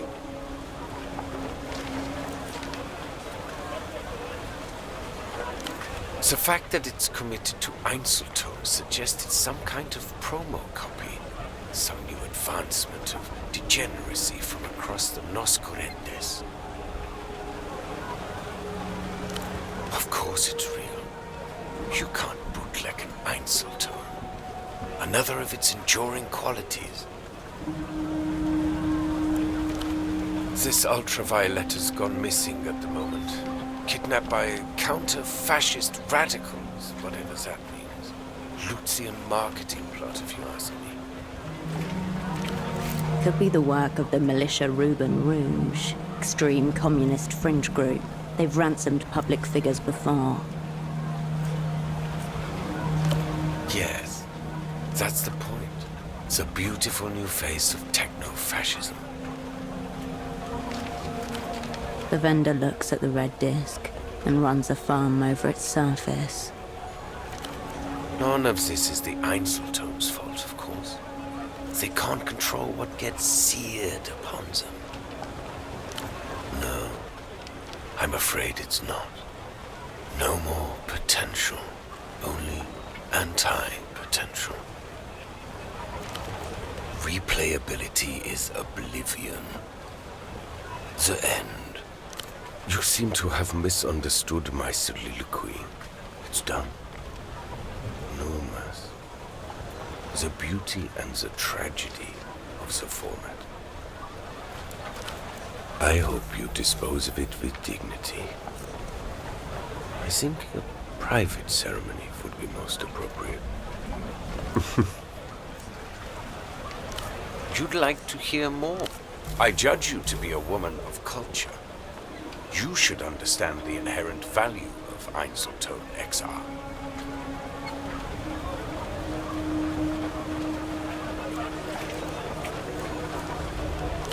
Culture? Portophiran? Scrapped. This new Lucian mania is all-consuming. Nobody wants anything that isn't techno-fascist trash, including, apparently, their own souls. That would be preferable to the truth of things. There is no politics to it that they can see. They just want something they can idiotize themselves with. You'd think we had run out of brick walls. I take it this means Luz hasn't managed to make it into wherever you're from. Good for you. Provincial, but honest. Silk, sad national poetry. Music, the same kinds they play in the so-called developed world, except a couple decades late and desperately effortful.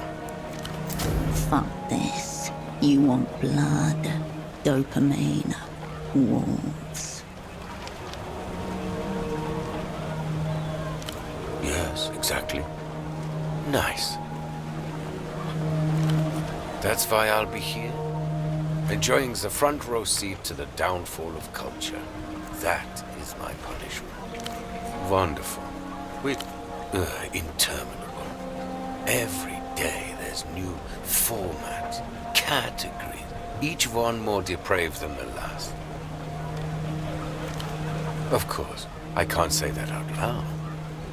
Customer, you know? He says it to everyone. That's what I'm here for.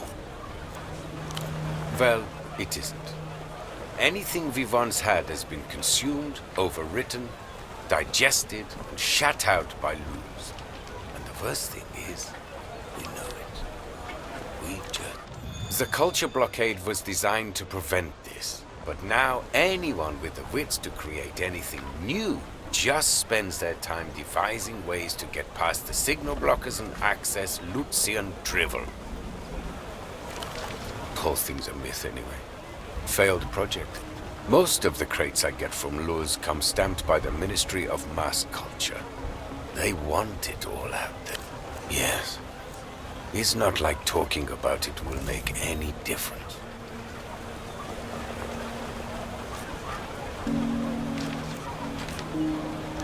Picture a dog that shits, then eats it, then shits again. That should give you some idea. People are what they consume. I'll say no more. It's less an opinion, more a criminal sentence.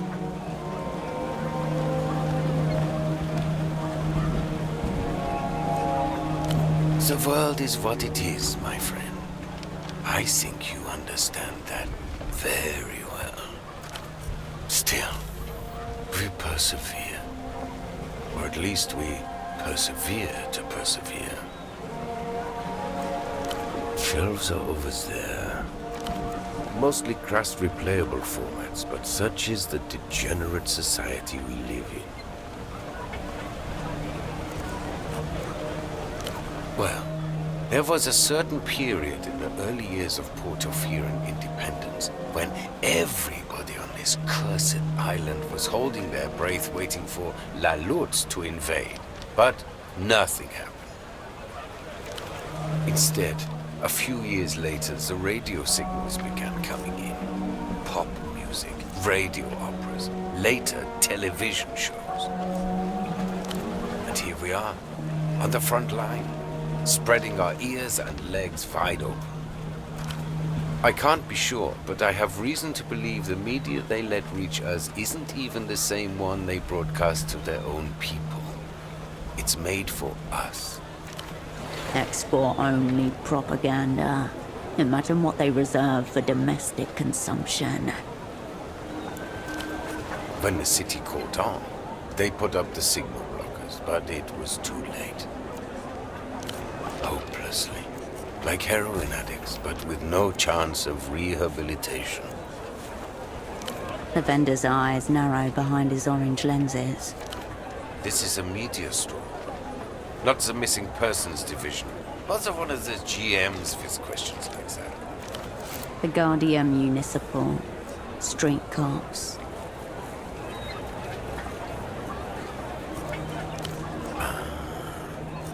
It's a sock. Dialectical-looking glasses. Air of advanced virginity. Yes, he came by here. Little communist lost. Adrift among the many wonders of the free market. Well, viewed it might be a stretch. Let's just say the man was definitely mobile. Your dialectical friend mistook himself for some sort of big money businessman. He wanted the bazaar to import superblock hosiery. Socks to start with, but there was talk of cotton tights, even stockings if the venture took off. You're joking, of course. He didn't even know what a velodisc was, let alone an Einzelton. At a certain point, I'm just debasing myself. No. And to be honest, I wouldn't have wasted the stock. He seemed immune to music. Of course not. I don't sell socks. So is he all right, your man? Or what? Yes, yes. We are all so well-intended. The vendor gauges you behind his colored lenses, tongue skimming teeth. All across the city of Petra, there is silence. People peer out fearfully from the slivers between curtains. I'll be blunt. Are you with a weeping eye? A fresh injection of fear. Such insult. The depressed reactionary has mistaken you for your direct opposite. Your sworn enemy. Not immediately. Could be a cheap knockoff, though. The weeping eye sheds many tears, as they say.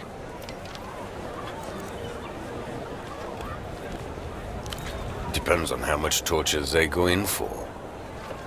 Who am I kidding? I'd end it long before they took me alive. Be happy to, in fact.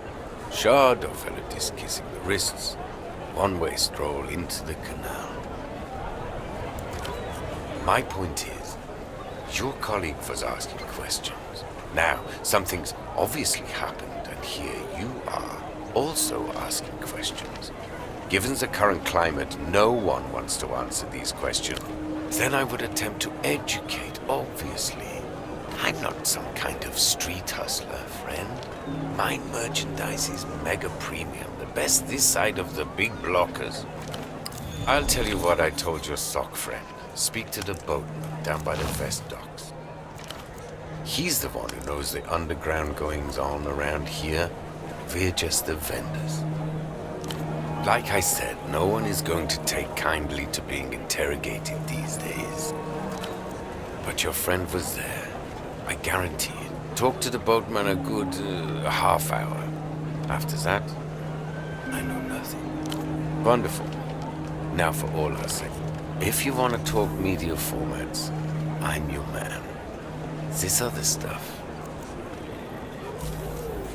Sure.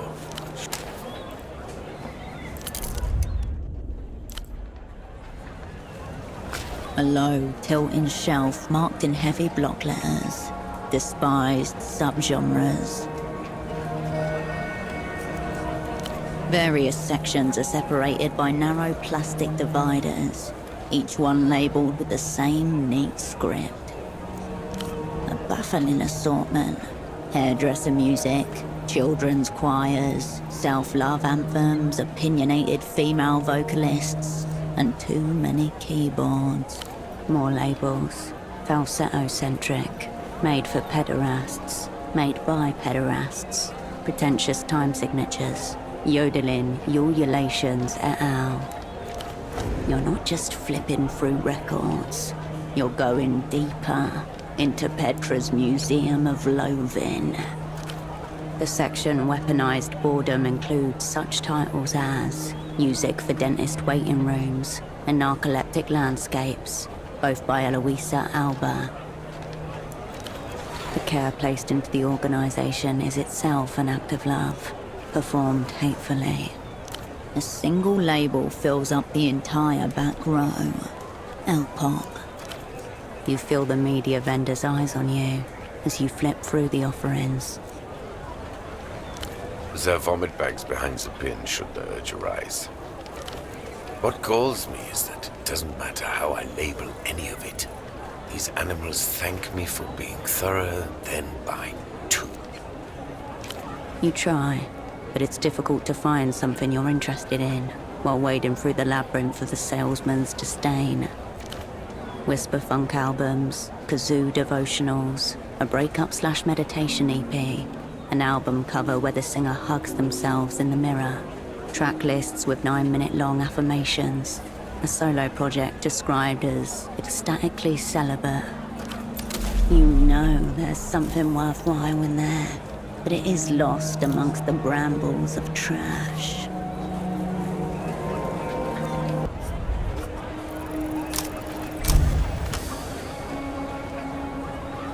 Reason will not help you here. Close your eyes and let your hand seek out what it wants. There. The band logo is an illegible scroll, allegedly composed of letters in a human script. On the spine you find the title, Blood Golem. The artist. The album is called I Will Know You by the Sound of Your Structures Crumbling. It is what your hand wanted and found. Violence, an auditory assault. Its condition is pristine, as though it were pressed yesterday, for us and us alone. There is no track listing, no credits, only violence in its purest form. Unjustified, unrighteous, primal. Now, always. Still crass music on a crass, replayable format, but at least it's not an active attempt to idiotize the population. I'll give you that. He nods curtly. You turn your attention away. My format-sensitive friend. How goes it?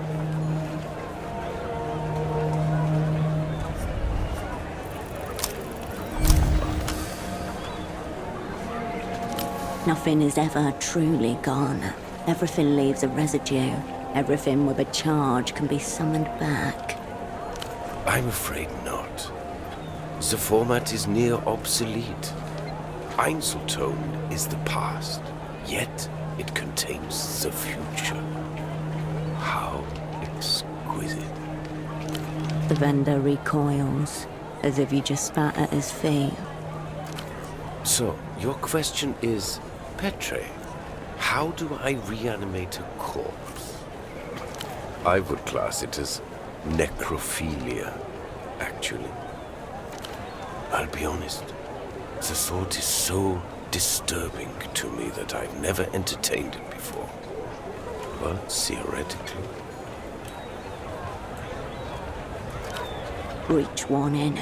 You are now hacking the firewall of techno-philosophy. You would have to repolarize, re-remnants processing, probably a concentrated magnetic flip, neodymium grader. It would involve some custom gear, no doubt, but my answer to your distressing question is yes. Recapturing something that's already gone? Hopeless, I think. And grotesque. Don't ask me about this again. I feel unclean. That's what... Yes. You'd like to... I judge you. Sure.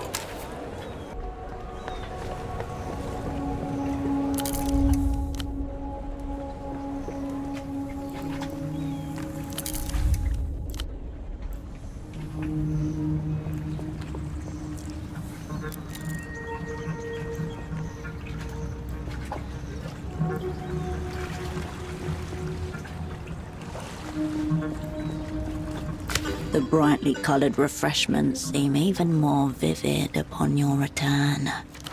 Your eyes are immediately drawn to the prices, printed in neat black and white beneath each row. They're even more expensive than the vending machines in the airport at Treffe on your way here. If the world would deny you even these small pleasures, then perhaps you should deny the world its ill-gotten cash. It's not been long since you broke into one of these.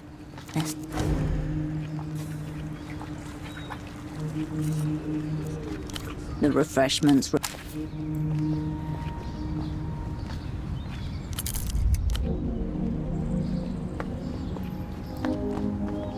An assortment of cargo. You step away.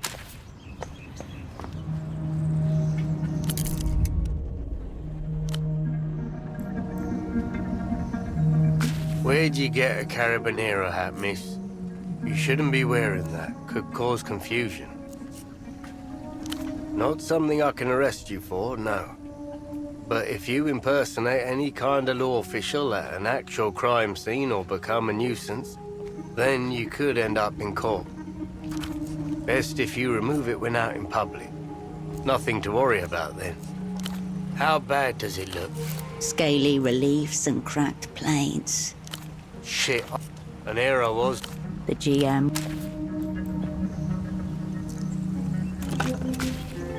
You step in. You hang up.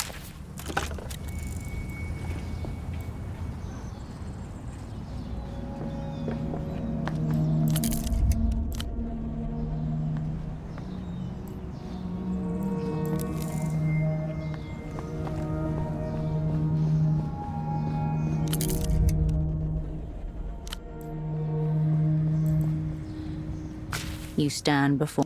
You step back from.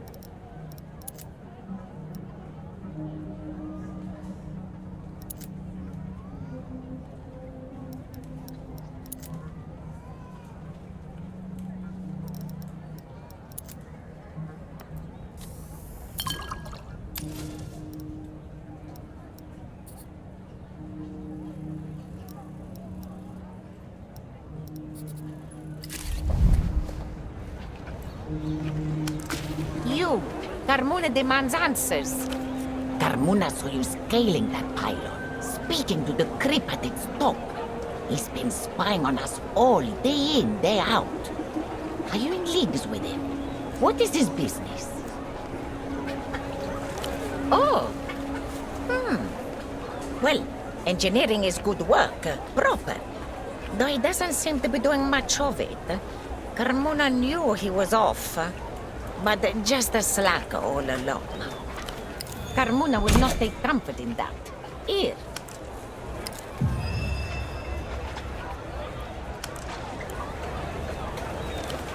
Some comfort in return.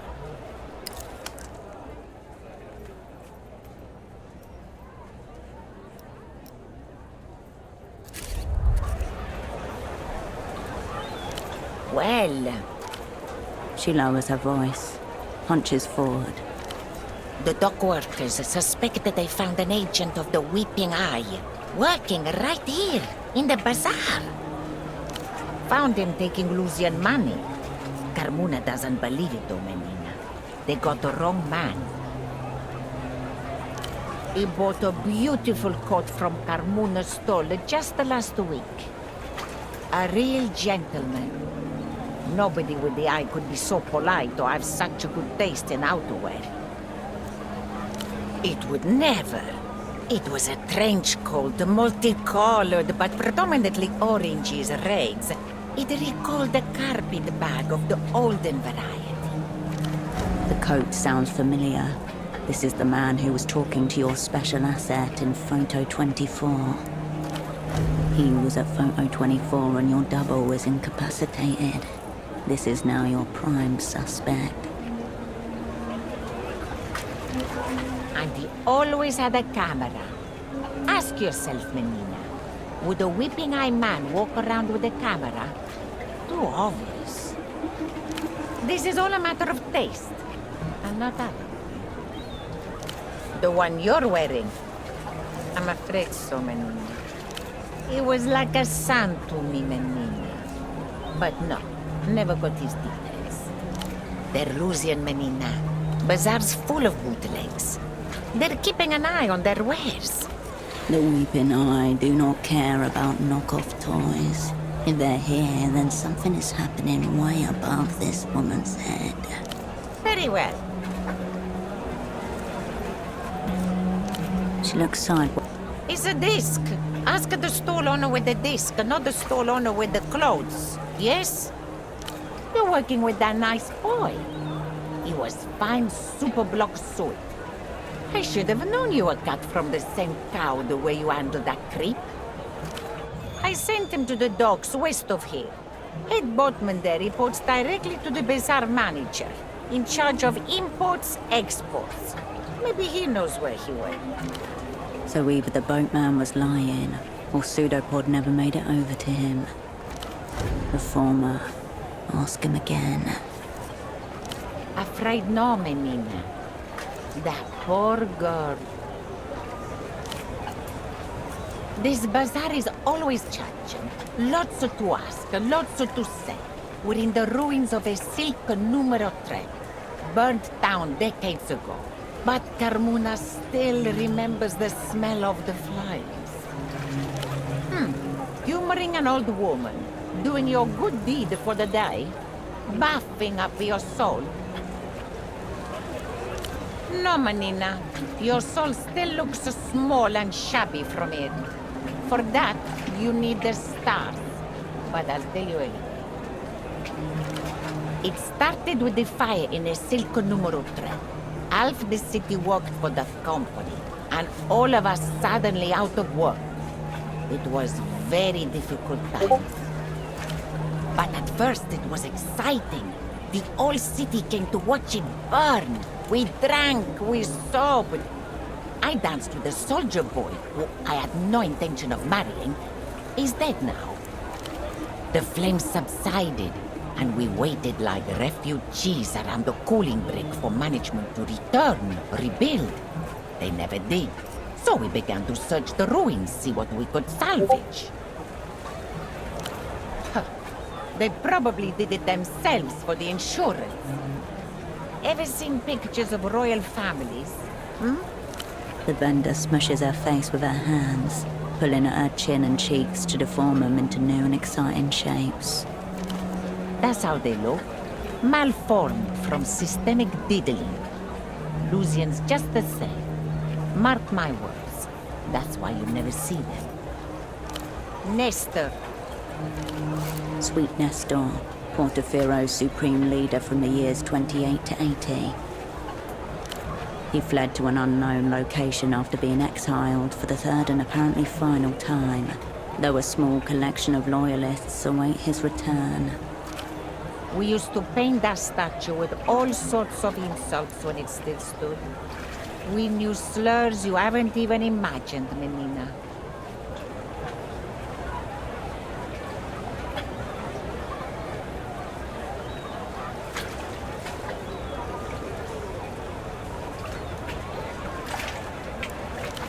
She sighs, nostalgic. He promised us Nestorismo, a new type of politics, his own invention. That's what we thought. She jerks her chin over to the statue. Nestor's pondweed eyes stare up at the sky through a foot of rank canal water. You see how it went? Kisa. This is the heart of the city. Ours is the factory and the docks. We are proud, working people. In the sunset, they make money. In Kisak, we make things. Back before Silk burned down, that is. But we are still proud, and we still have the docks. Portofiro belongs to Kisak. Very good. Take a look through the rack over there. No lice, no rips, no pack. Don't forget to check the racks.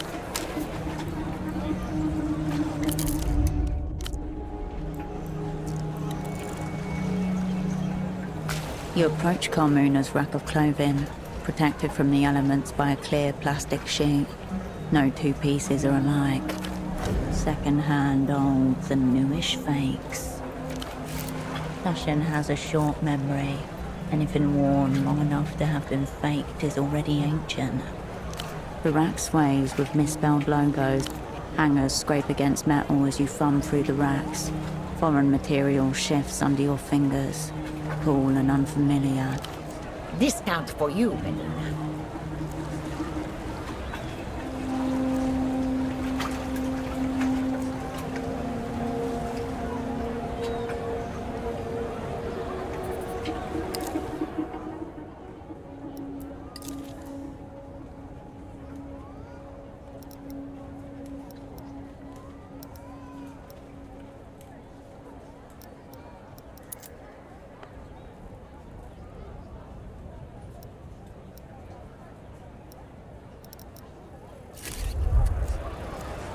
The rack sags. You turn away from the...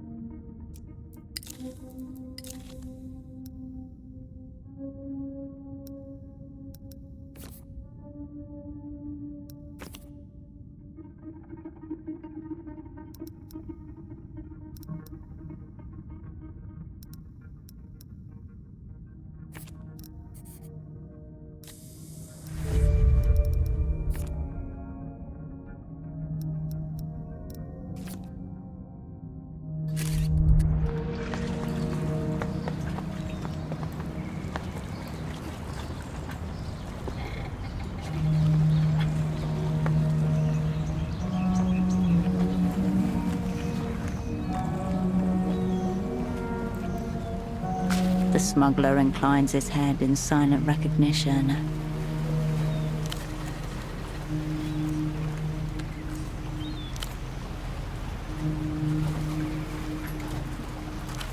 It must be slain. A jolt of fear snaps through you, writing itself across your face. Unclear if he noticed. He sniffs idly, rolling the cigarette between his lips.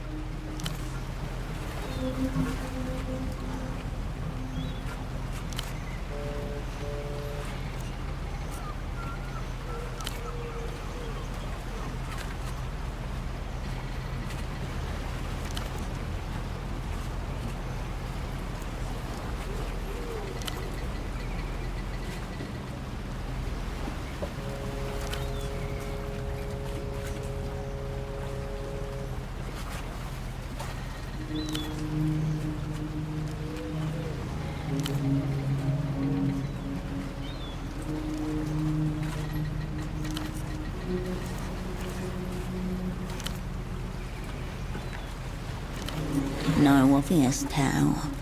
He's good.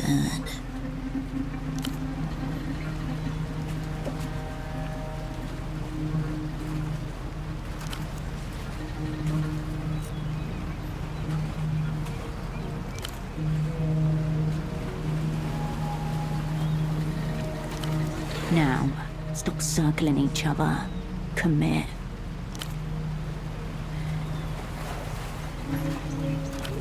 A still moment. From a nearby rooftop, the sound of children playing.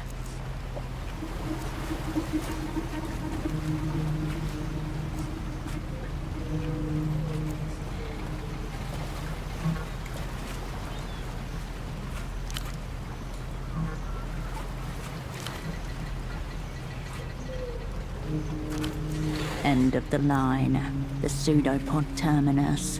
He bounced off this man and landed somewhere in oblivion.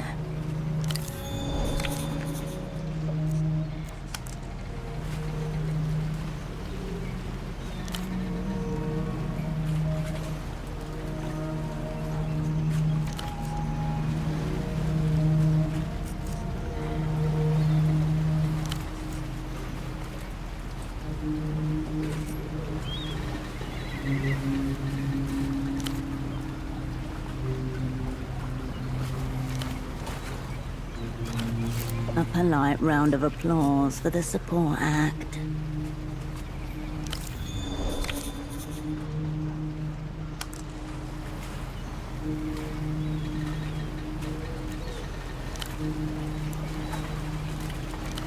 Your cerebrospinal fluid turns to liquid refrigerant. The black cigarettes you found were the hard evidence. Your former asset, Taxman, is here.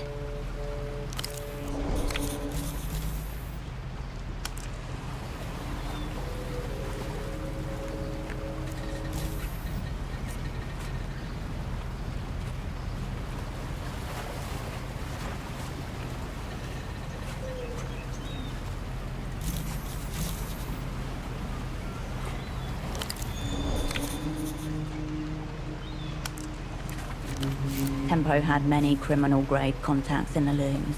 Probably how he dodged the fallout after your network blew.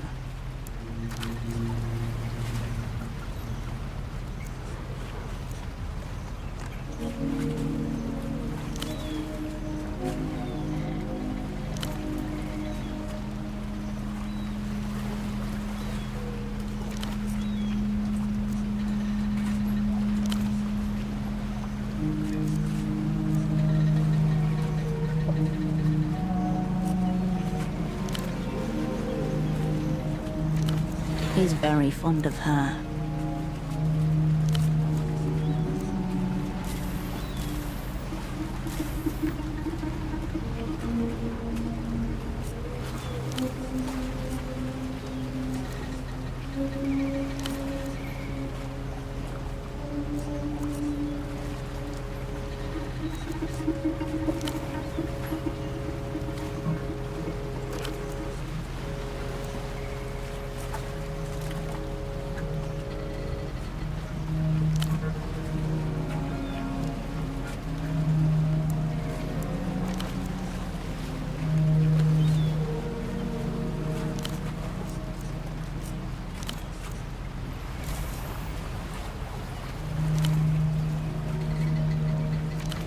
You know a stone wall when you smack off one.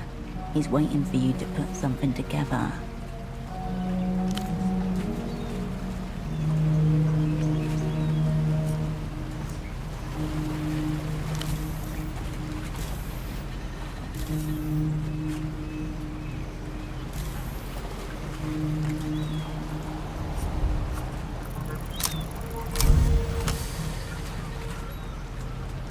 Because his name is Pseudopod, and the hushed arena awaits a different spy. He's going to make you say it out loud. Your name is the Flood. Home turf. You have returned. He nods slowly. You catch an impression of his eyes as the light hits his sunglasses.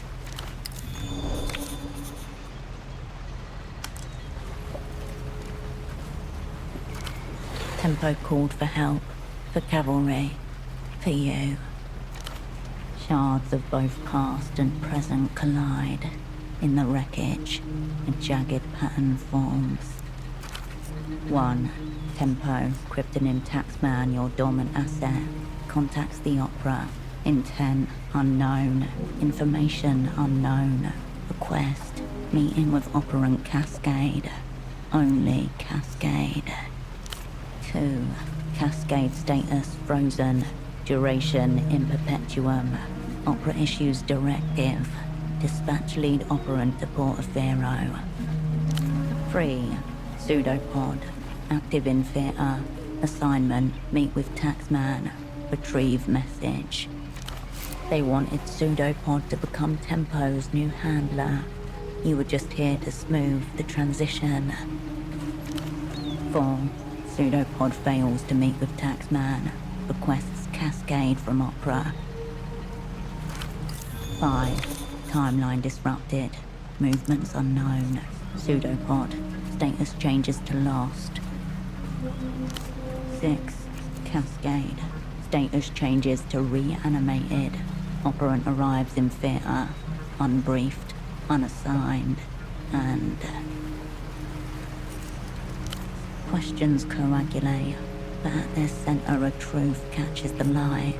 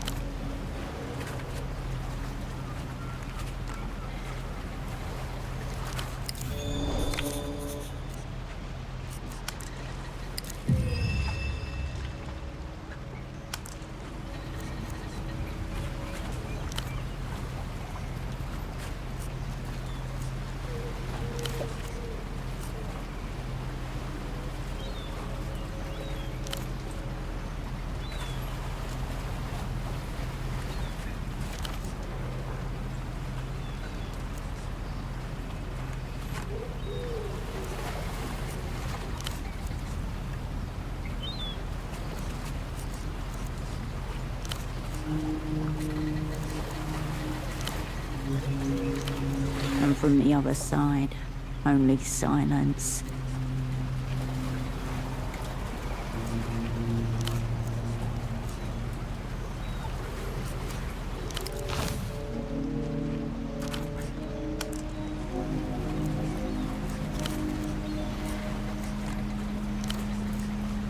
He lowers his head.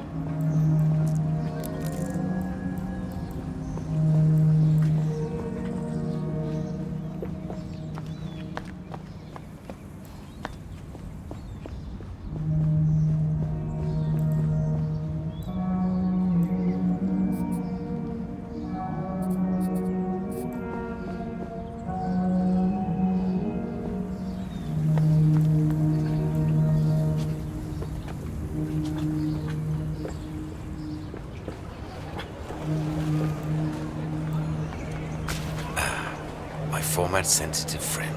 How goes it? Oh, yes. Her. Blana, Blama. Something like that. Utterly tasteless. You know the kind. Skips around listening to music on liquid storage vial. I attempted to discuss Einzelton XR with her.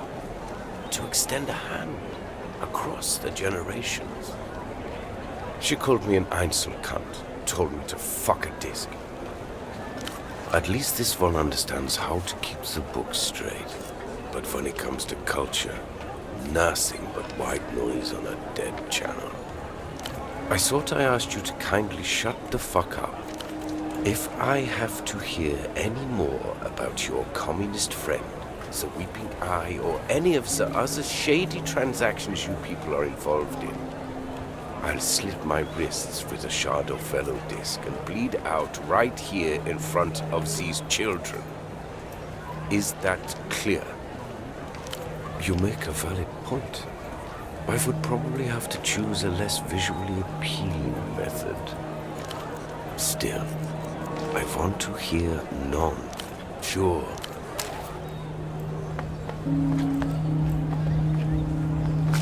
Wolf time. The children ignored. Oh, it's you. Oh yeah, she's cool. Intimidating too, despite the size. We hang out sometimes in the back of the stall. She's been good about this thing with my dad. Old soul. Thanks for stopping by. A cosmonaut said he'll focus more.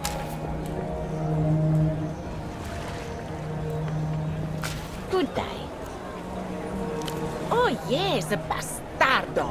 Is him turned the bazaar into the bootleg bazaar, drawing Lusians, irritating the local mob. It's all men fighting while Carmuna sits. Haven't seen him or his assy assistant assing around for a while. They're probably shacked up somewhere, making the angels sick. He's not been himself. You know, he used to drink. Then he stopped. Perhaps he slid back into the bottle without Carmuna noticing. Every day he was at the shrine by the west gate, offering and praying. What business has a man like that with the stars? Carmuna doesn't keep track of us in names. Who cares? She just smokes and skims clothes off the top of the shipments. Things we don't notice. And she's been collecting our payments for the last few weeks. Suddenly, we low people must tolerate a teenager managing the place on his behalf. I won't have it, Manuna. She may run the bootleg bazaar, but she doesn't run her Doña Carmuna. Well, you ought to choose them better. Let him know he's a bastardo next you see him. Enough indeed.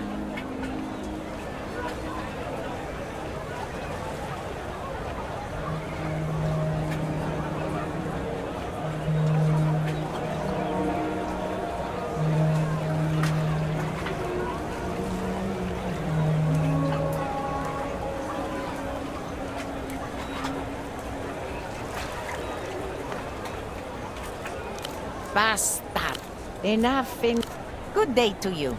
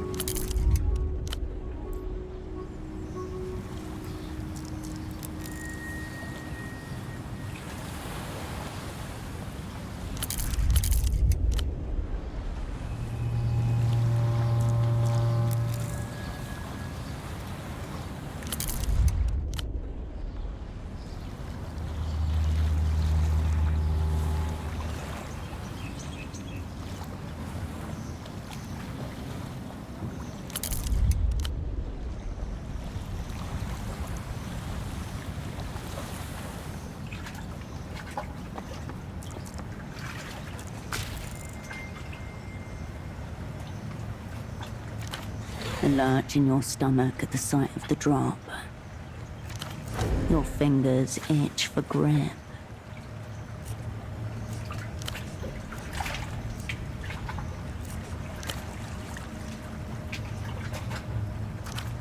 Wet cloth and iron dust. Foul. Chemical. Tiny silhouettes drift beneath the surface, darting in irregular arcs. Looking at the device, you don't see a panel or switch. That would suggest a control room nearby. Like the one over there, to the east.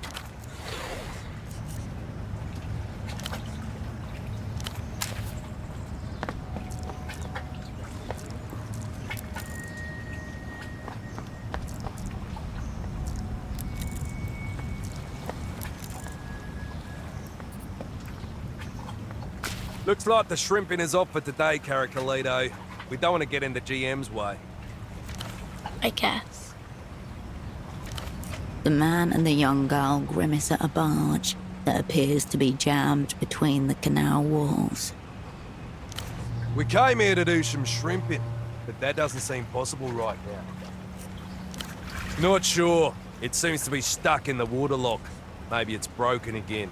It happens from time to time as it's so old. Yeah, so should we.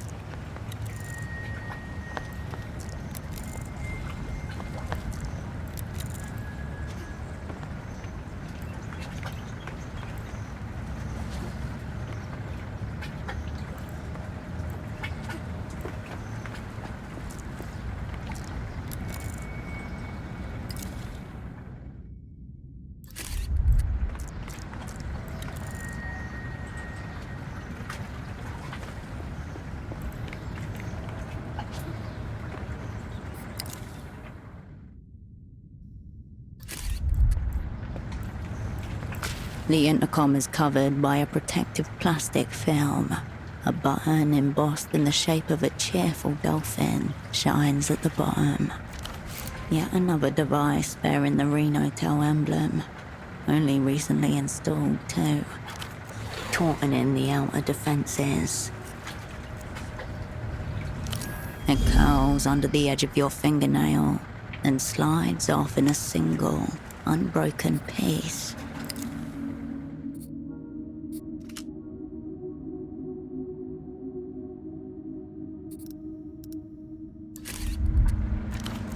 You can see your reflection, flipped in the unblemished metal. There's a compulsion to check your reflection every time you pass a mirrored surface. Like a hallway mirror glance on the way to a date, you do the same before you call Melita, even though you know she'll never see you. The indicator light flicks on. A high-pitched whine from the speaker. After a second, a voice emerges through the static. Is it working? Can you hear me? Sorry, I can't just open the door. That's the point of this thing. I have to know why you're here. A melodic voice that makes you think of flowers blooming in time-lapse. Thank you. No one's ever told me that before. That's a very nice thing to hear, out of clear blue, through this little speaker in front of me. You also have a nice voice. No, I'm really not. Yes, actually.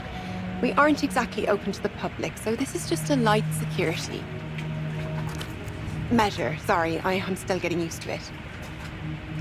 Désolé. If you don't know, you're probably not supposed to be here. Very vague, almost secretive. Nice try, but I won't be doing that. Security issue.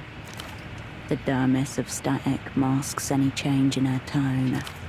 This door opens for someone. That's why there's an intercom. You just need her to tell you who. The line hisses with dead static. The plastic? On the intercom? I was saving that as a little reward for myself. Now you've ruined it. Could you try and replace it? Yes. Maybe it'll go back on. You look at the crumpled, sticky mess of plastic in your hand. You sound very sure. How tragic. You're lucky you have a nice voice. Bonne journée.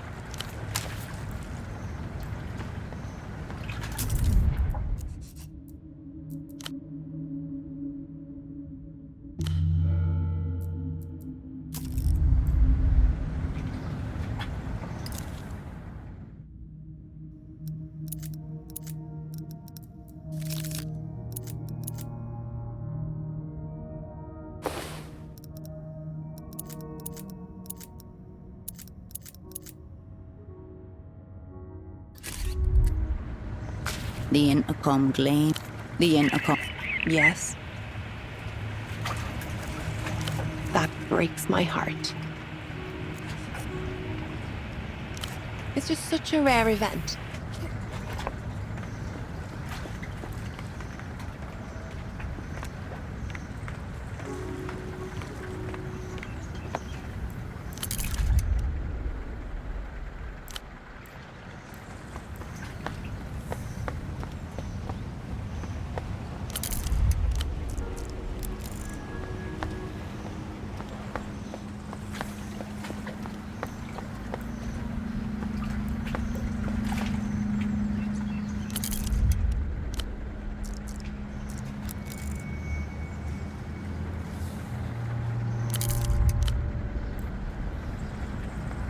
Rubbish is piled so high it overflows the rim of the metal container. The sanitation crews are running behind schedule. The layers of detritus are many days deep. A whole history of discarded artifacts is piled up in front of you. This bin is an archive. Search it and you may conjure the recent history of this place. This calls for deep urban forensics.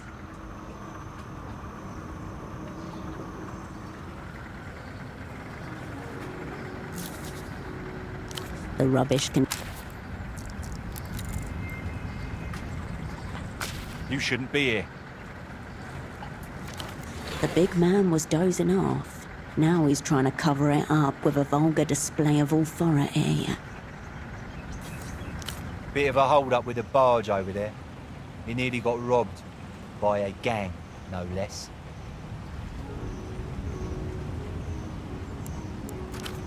It wasn't us. We plead not guilty, officer. Nothing was taken, luckily, but they did manage to break the damn thing's engine.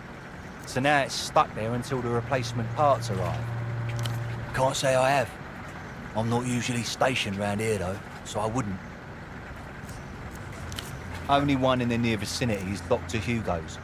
He runs it out of his houseboat at the end of the backways. Let's see now. I hear it's in the backways. Right next to where the ex-pilots drink their sheep carcass juice. Some indigenous recipe of theirs. Imagine the worst thing you've ever tasted. Now imagine sucking it out of a dead sheep's arse. Please don't imagine that. Definitely don't be tempted to drink it either. If you want to see for yourself, just walk the path all the way to the west until you come across some old men giving each other an hard time. Oh, very dangerous. Probably one of the Azuri lot. Yeah, you wouldn't want to mess with them, miss. Buffing himself like a castrated cockerel in an attempt to emasculate himself. Azuri Mob is a foreign crime syndicate you've only heard about in passing. Always with a warning to stay away.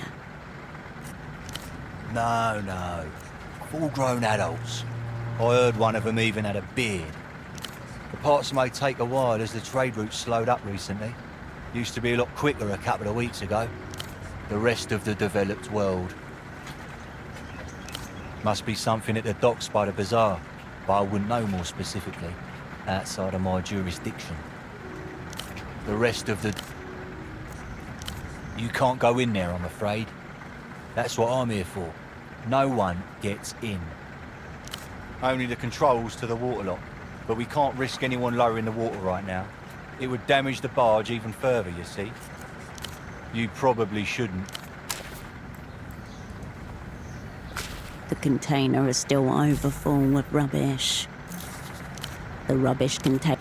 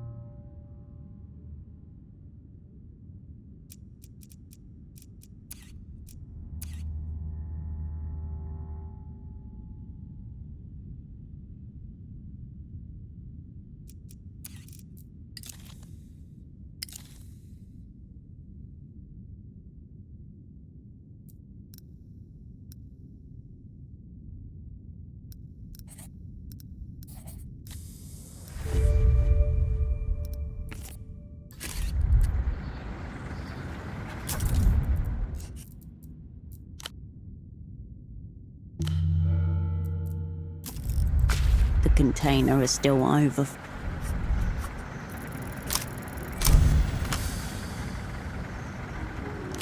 The archives demand bravery and diligence. The mass before you is divided into 3 distinct strata. A thorough analysis will require you to explore each. Your choice. Nothing of note yet. False teeth, a broken bottle. Oh, there's some salve on it. You pluck a few coins from the fetid heap. A couple of them are covered in an unknown greasy substance. This is how you imagine the insides of an eyeball would feel. Various slimy textures slide up your hand as you dip into the dregs. Your fingers graze something sharp. Paper, maybe. Before you can grab it, it dissolves back into the warm muck never to be glimpsed by human eye. You pick carefully through the warm middle strata until you bump against a papery wad. Expired coffee, greasy condiment residue, typewriter ink, chemically processed wood pulp. 2 for yes, 1 for no. The echo in the room. A gasp without breath. Chin up, gaze fixed on the radiant tomorrow. The dead man's parade marches past and I am left behind. A scrawl of red ink above the typed words. We thank you for your submission. Unfortunately, at this time the Nos Correntes review will not be moving forward. This rejected submission would imply that their offices are nearby. Perhaps the building next to you. You've now penetrated to the darkest and wettest layer. A metallic thud tells you that you've reached the bottom of the bin. Your fingers get to work. However, the rancid smell threatens to suffocate you. The bitter scent of rotten vegetable matter fills your nasal cavities. Saliva pools in the corners of your mouth. The gas makes your mind swim. Luckily, your diligence is not in vain. Your fingers catch on something hard in the furthest corner of the sludge pile. Rounded for the most part, there are some sharper lines at the extremities as well as some flat surfaces. It's a pair of grimy glasses, large black frames, and what must be the thickest prescription lenses available. The missing vendor. These are the glasses he was wearing in the photo Merlin showed you. A dread certainty sinks in. The layers of detritus. This bin is an archive. This calls for the rubbish can... I told you this place is off limits. It's been targeted by a gang. No, I don't.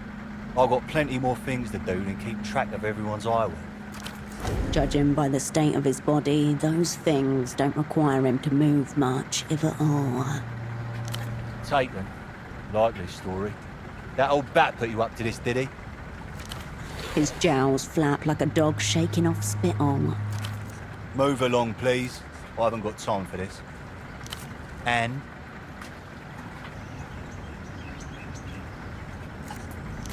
Oh, let me think a second. I reckon... Yep, that must be it. Don't be fooled. He's making a mockery of you. Someone must have thrown it in there. Got you there, didn't I? You probably should.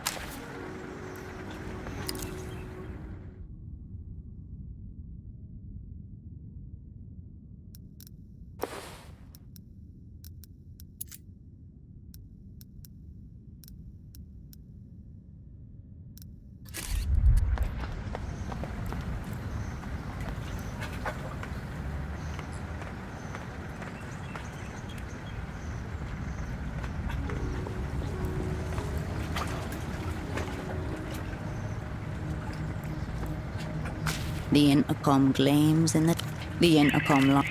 Yes. That breaks my heart. It's just such a rare event. How many times in their life does one get to peel the plastic from something brand new? Correct. That's us. Ah, wonderful. I'll unlock the door for you. On Mama. You're through. Now keep your seams together. Play the poet persona to the hill. Poetry's easy.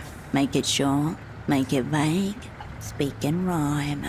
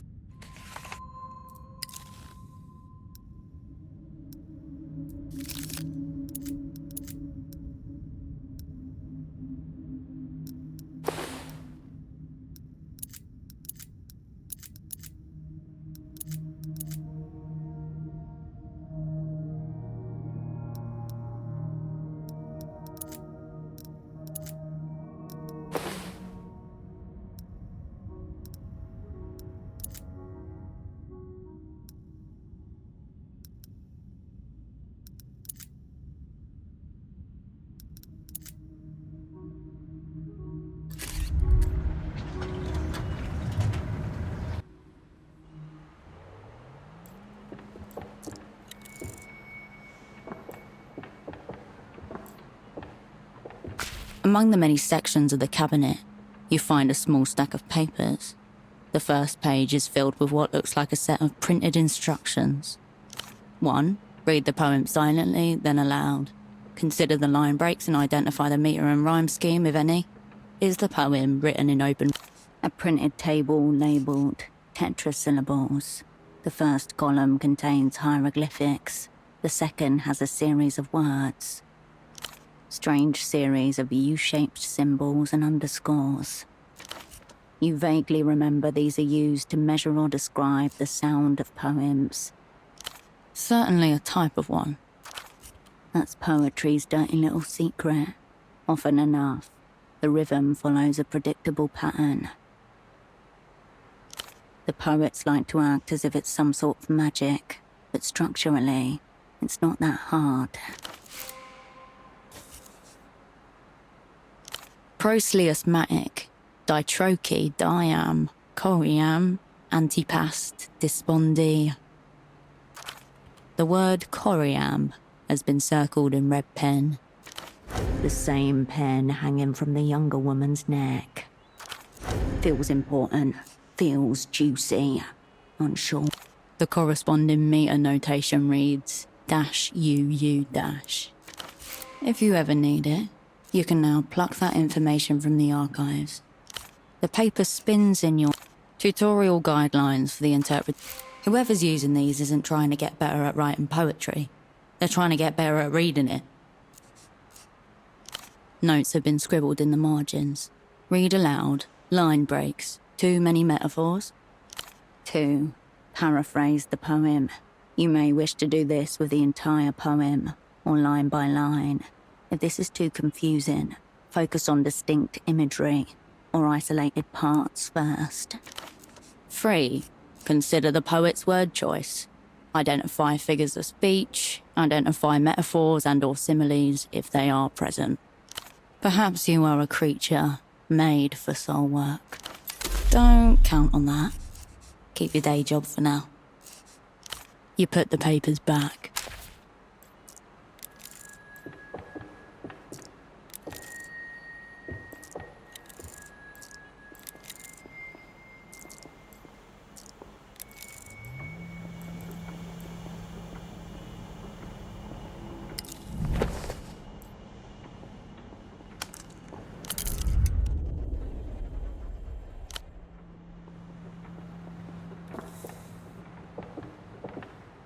Bonjour, bienvenue. Welcome to the Noscarentes review. Knitwear ensemble, sensible boots, a collection of beaded necklaces. She smiles shyly as you take her in. I am. Don't mind me, I'm just the sub-editor. A plucky literary aspirant, grinding away experience in the hallowed hall of art. Adorable. You must be my plastic peeler. Got you. So, how can I help you? Or do you just want to listen to my voice?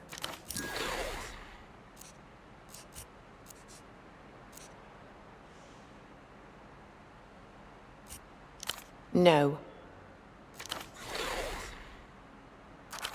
But it's okay. It's okay that you peeled my gadget. I forgive you. Stop that. I'm at work.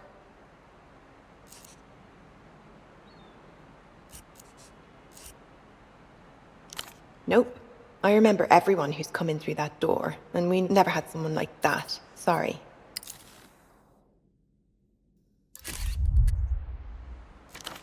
That means she'll remember you too. Hopefully, for the right reasons. It's Deal? You're so contemporary. It's a poetry quarterly, small batch press, mid-tier distribution. Haya's really the person to talk to if you're looking for a mission statement, not me. I was assigned here as part of a sponsorship grant. No, I love it here. Just being exposed to poetry at all is so thrilling. And they let me edit it.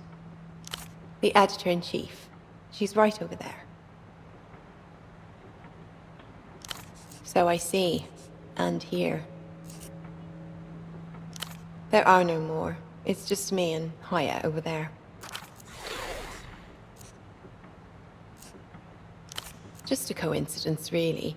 We're very sympathetic to men's problems, but we also think that women's literature should be heard, so it needs more attention from us editors. Proofreading, mostly. Occasionally coffee brewing, cabinet filing, and floor sweeping. Quite a bit of floor sweeping. The actual work is conceptual, thinking about poetry. I haven't got to that level yet. Conceptual thinking is pretty hard. I'm part of a placement program, getting young people situated with arts and cultural institutions. I'm very grateful.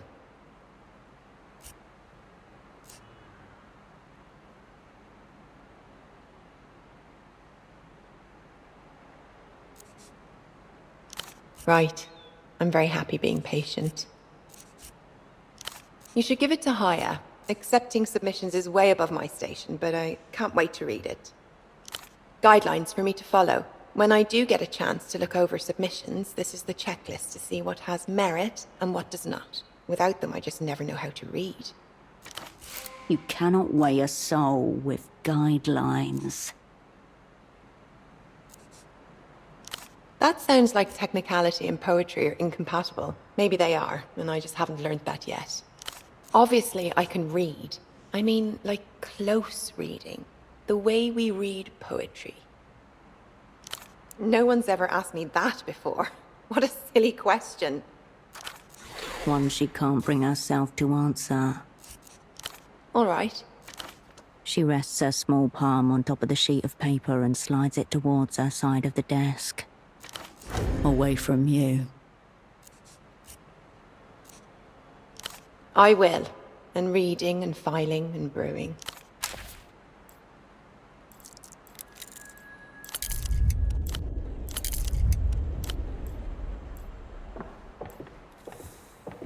Among the many sections of the cabinet, one, read the poem silently, then aloud. Very likely, you put the papers back.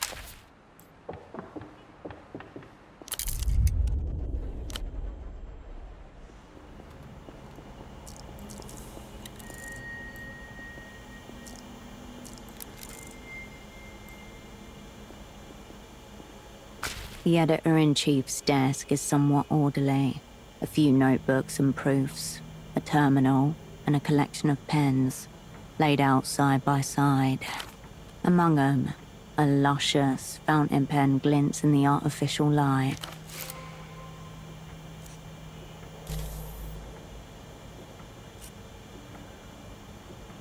Oh, yes.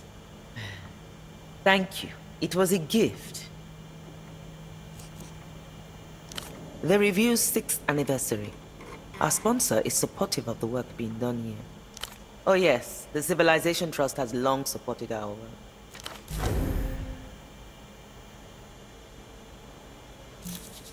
The desk remains.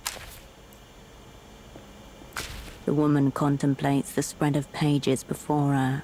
She glances back over her shoulder as you approach. Ah, I wasn't expecting anyone today. Have you come to submit? No, you are here to dominate. Maintain your persona. Don't sabotage this opportunity. That's right. We welcome any new and aspiring poets that can meet our quality bar. Hire got slick. Editor-in-chief. Not to my knowledge. A rapid montage of people entering and exiting this room over a series of months. All of them wear loose-fitting outfits in mismatched colors. It's a journal of contemporary poetry. Is there anything specific you'd like to know about it? The review is open to all genres. Lyrics, ballads, elegies, obads, pastorals, paeans, even the occasional eclogue. All these rare words roll off her tongue like a second language. Please do. One becomes inundated with them in time. You'll find some in the box over there, by the door. Feel free to take one, gratis. We are still a modest operation, I have to admit. For the moment, it's only myself and my sub-editor. We keep each other company, don't we, Haya? It's true. Even without full staffing, the printing presses still take up so much space. Yes, I suppose.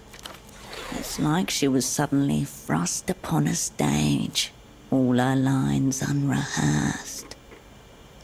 Well, Haya made the review from nothing. She's more than just the boss here.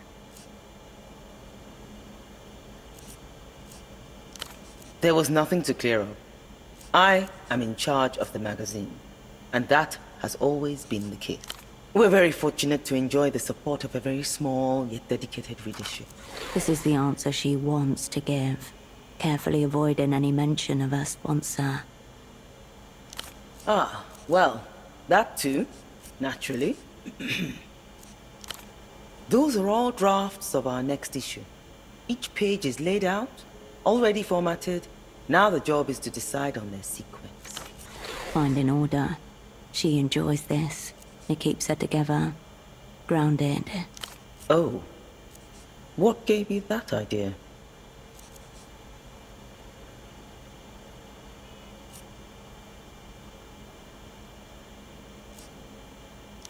You mean her meter exercises? I can assure you that there's nothing sinister about them. There's a reason we call it an artistic practice. Appreciating the arts and creating them are two... Of course. Anytime. I imagine you do. Of course. Adieu. The editor-in-chief among them. The desk remains.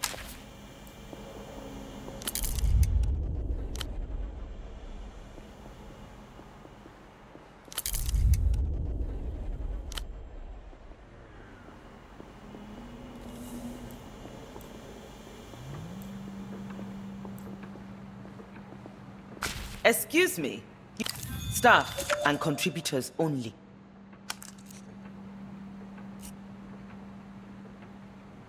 Anyone who wants to is strongly encouraged to submit.